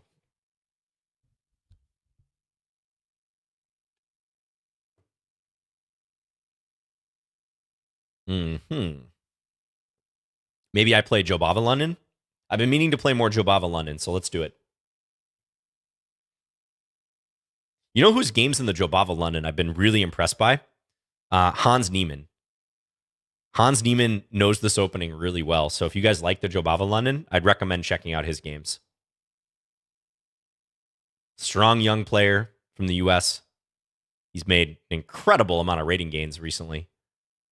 And he knows what he's doing in this opening. He was playing it in Title Tuesday last week on chess.com and really putting on a masterclass.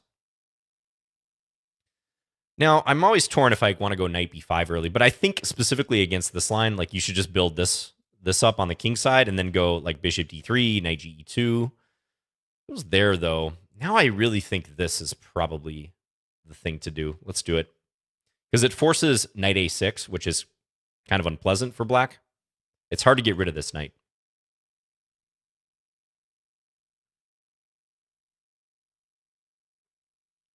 And now probably c3, usual reaction. We're making a ton of pawn moves. We have a bathtub here somewhere. Extended bathtub, if you will. And always black has to watch out for the g5 resource. I may play that at some point. Takes, okay. So I think I can take with this pawn pretty effectively here.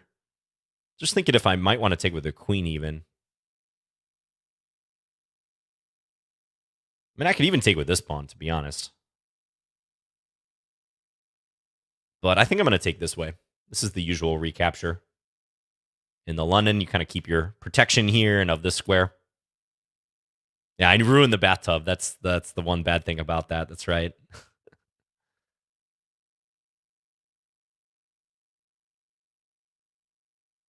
No, I don't think so, Syncopede. No. 3+0 is a fast time control. Yes, it is.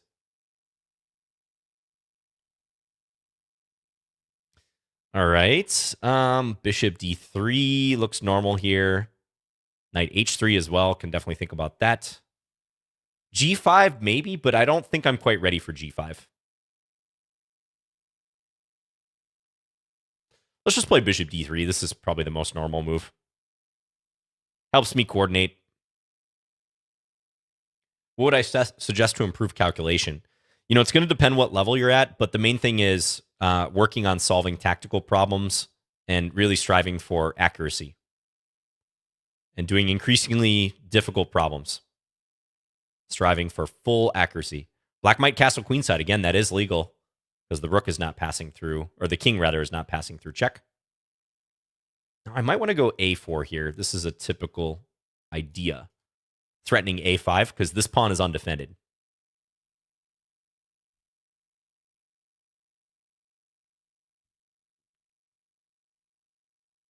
And black is hesitant to castle because I think black knows that I'm going to hit them with g5 at any moment. That's one of the virtues of expanding like this in the opening. So black goes king f8. Probably not a bad move. Not too bad. Now I can play a5 and just go after this pawn. That might be the most brute force thing to do. I think I'm going to do it.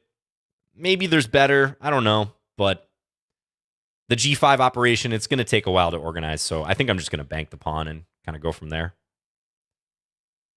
Send this knight back out. Black's still kind of stuck with this knight because he can't go to c7. I've got that double covered. Just my minor piece coverage here is so much better than my opponent's. Knight's coming to c6. Could play this here. Maybe. I'm going to play b4. We're just going to keep this sturdy. And if b6, trying to break things up, I might have bishop c7, among other moves. Might play king f2 somewhere, just to connect the rooks. Pawns are rolling, yes. I have moved every single one of my pawns now. There's not a single pawn remaining on that second rank. I think that's a pretty decent accomplishment by move 18.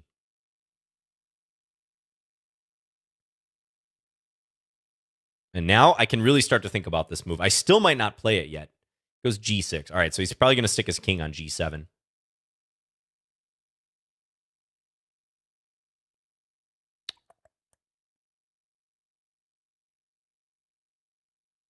Okay, I have an idea.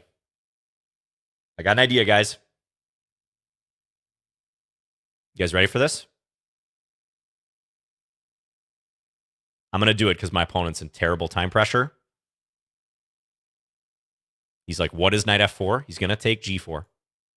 And then I hit him with this. Bam.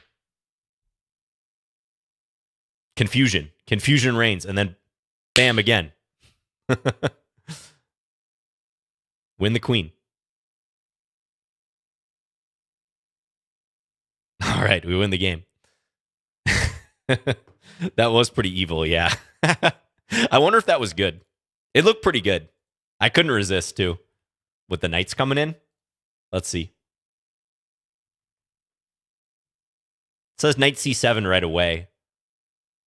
Knight c7, rook c8. Ah, take here. I was considering this briefly, like some sort of sacrifice to go after all these pawns. But I decided to implement it in a different way, like get the knight coming in. Yeah, I like the confusion aspect to it because I'm playing knight c7 when the bishop has actually been shielded off. But if takes, we can take here or take here and pick up the queen. Yeah, that was spicy.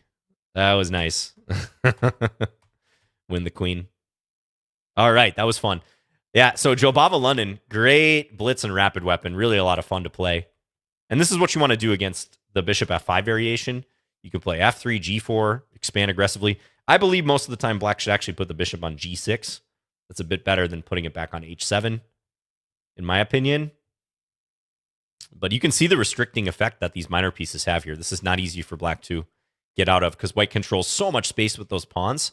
It has a real cramping effect. Okay, let's play one more conventional game, and then we'll play the blindfold game. Hunningdal, good luck.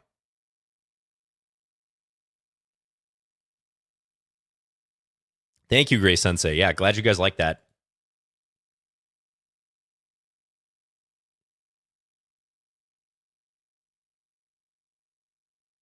Okay, let's go d6 here. Play c5. I might be able to get a Jinji Indian-like formation out of this. We shall see. Ooh, beware. This is not a good move because if knight takes d4, we're going to play this move with the fork. You always have to remember that pattern. When there's two minor pieces with one square in between them, they are susceptible to a pawn fork. What's the blindfold games record so far? Any wins for John? Yeah. It's been pretty brutal, K-Buckby. I think I've maybe played about 4 blindfold games now on stream. And I'm pretty sure I'm sporting like a... I might have only won 1 game. 1 or 2, maybe. I have a negative record. I'm trying to turn that around in the blindfold.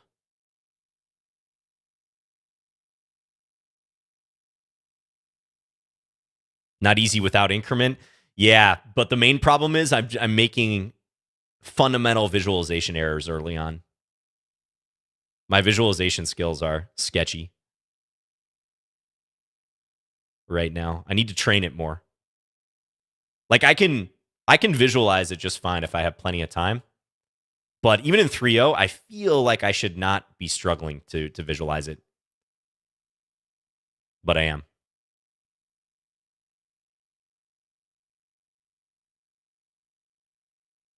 Hello, Yunas says greetings from Finland. Nice. Thank you. Thank you. Thank you for tuning in. From Finland. Yes, I hope we play someday.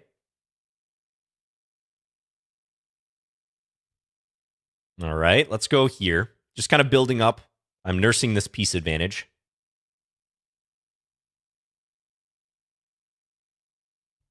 And now I think I can go after this pawn on c4. This pawn's a little bit loose down here, to be fair, but let's see how white recaptures. They take with the queen. I'm fine with this. Just some trades.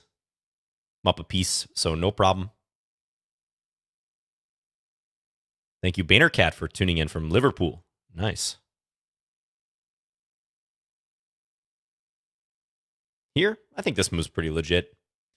Kind of offer a trade, otherwise cut off their bishop from the defense of the pawn on d5. Can visualization be trained? Yep. Yeah, you can practice visualization for sure. I'm not a big proponent of it because, I tend to think visualization improves just as you get used to calculating better and better in chess. But some people do specifically train for visualization and purposely play blindfold and do all sorts of blindfold exercises.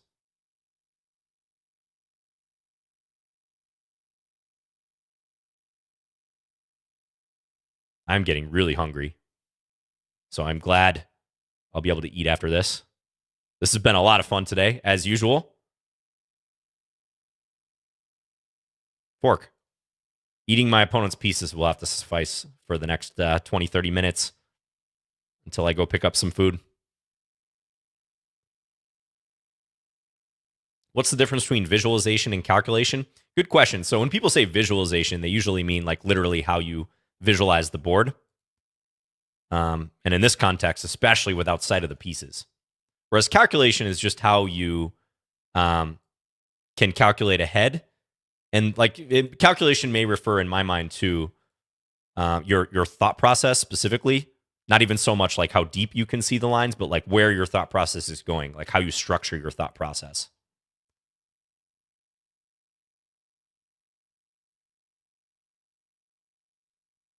Let's go for this. All right. Thank you, Honigdal, for the game. So do remember that pattern, bishop f4. I'll show you a quick thing. So I play the Kann Sicilian for black. And every once in a while, in this position, you know what people will play? They will play bishop f4. It looks maybe like a plausible move, even trying to like anticipate black playing queen c7, control some of the dark squares. But even here, even though the e5 square is not protected by anything, even here it runs into e5. Again, you always got to be aware of a pawn fork with this. And the Sicilian players out there will know this because if takes, there's queen a5 check. Typical idea in the Sicilian, which picks up a piece. So what you did in this game kind of reminds me of a similar scenario. Just it's kind of like a Sicilian where you got the bishop and the knight there, but runs headlong into e5. Don't let the rook eat too much. It's unhealthy, right? Okay, last game of the session here. Let's make the change in my preferences. So again, you guys, anyone can play Blindfold. There's a setting here. It's under your preferences, under the game display. You go all the way down, Blindfold chess, invisible pieces, and my webcam's kind of blocking this, but this button is yes. And now when I accept the challenge, this is going to be Blindfold. All right. Focus, John. This is so difficult for me. It should be easier again. Oh, playing a 1900. Brutal. Just brutal. Quiet. Quiet fiddle. All right, d4. Now, I got to play fast at the beginning. I think that's going to be key for me. Play a structure I'm used to. Again, you guys can follow me on Lichess if you want to actually see the position. Goes a4. All right, so all normal stuff. Knight e5. Let's go here. Knight b6. This is the Sokolov variation. a5. Okay, I'm familiar with all this. Does that one. That one's interesting. f3. I think I'm supposed to go here against that, so I'll play that way. Pawn f3, usually trying to go e4.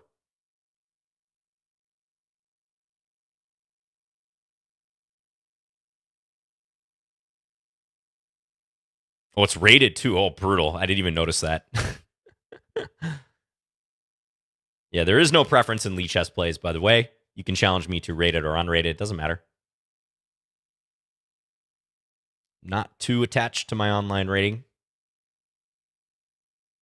Okay, I at least know what I'm doing in this line. I am familiar with this. Okay, plays bishop c4. Yeah, now I think I should go queen b6 here. Let's do that. And if castles, I'm going to play e5. I'm up on the clock. That's good. We need that.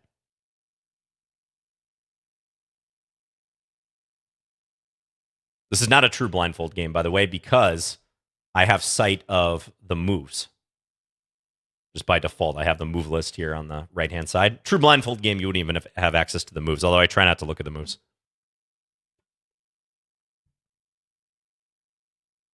All right, looking good. My opponent's king is kind of stranded in the center here, so I like the look of this. He's burning time. Up a minute on the clock. If only I had this great a time management. All it takes. Wow. That seems risky. Quiet fiddle. That seems very risky, but all right. This bishop did not go to e3 yet, right? Yeah, again, see if I didn't have access to the moves, like I'd be even more doubt. But given my past blunders in the opening, I'm a little paranoid. I'm going to blunder something here. Okay, queen e2. Is that queen e2? Yeah, queen e2. Okay. Bishop e4. Probably correct. And on bishop d2, maybe I castle queenside.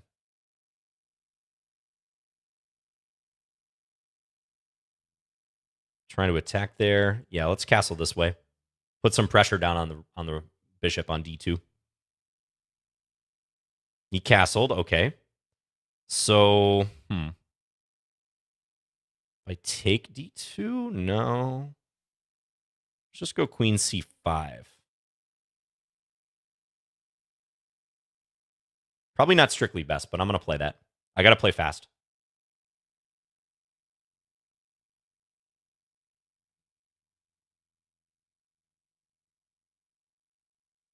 King b1. Really?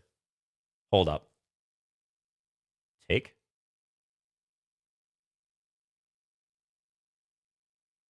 My opponent's going to lose something here. Maybe 2 minors for a rook. Maybe a pawn.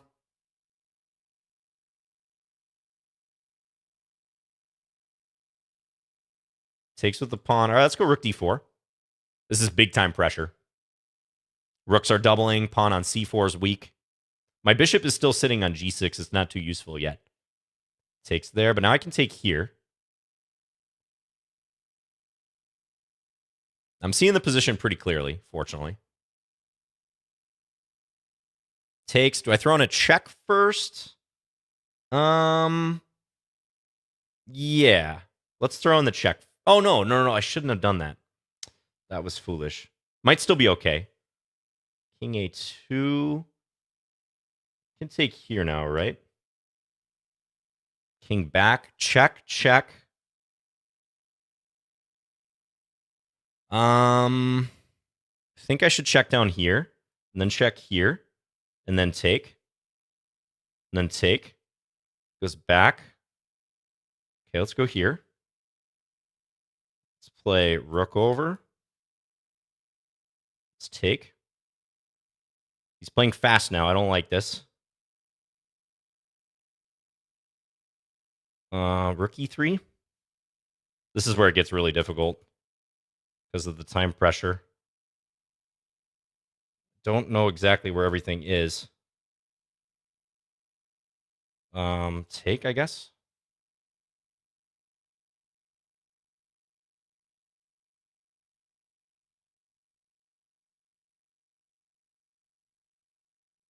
Where's my bishop?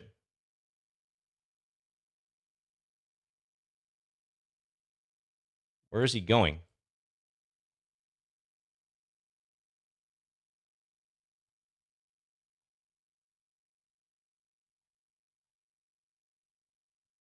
Where? I don't know where he is. Oh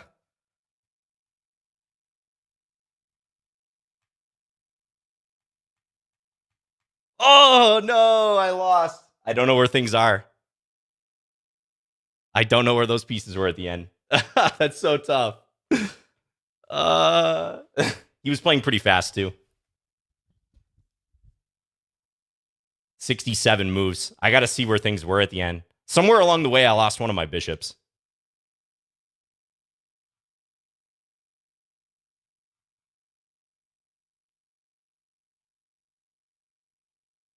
I took his rook. Yeah, I took his rook somewhere. I lost track of my light square bishop specifically.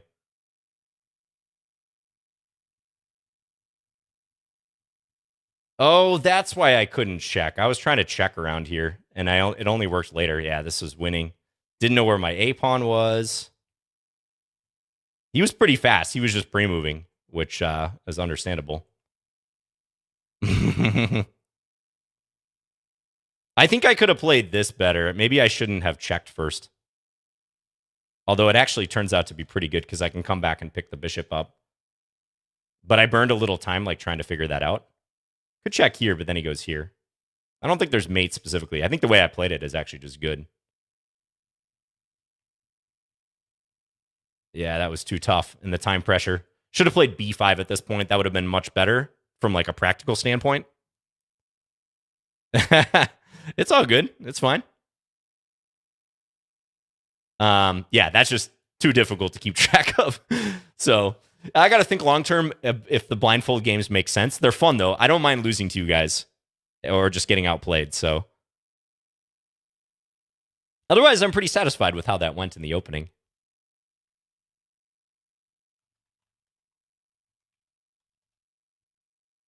Yeah, this line can be good for black if black gets in some quick pressure against white center. Like I think this position around here already borderline losing for white due to their king being stranded in the middle and like all the pressure that's coming about here.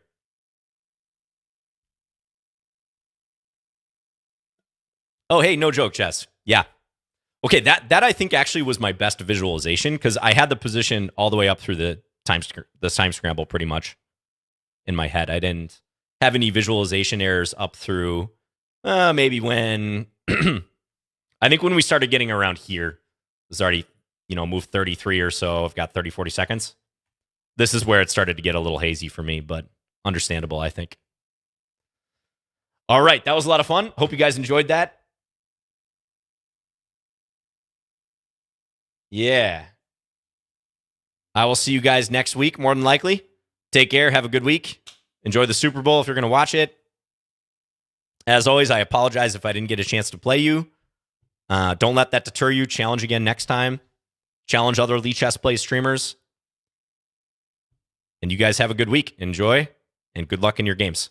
Thanks again, guys. Thanks, Lichess. Thanks, No Joke Chess. We'll see you guys later.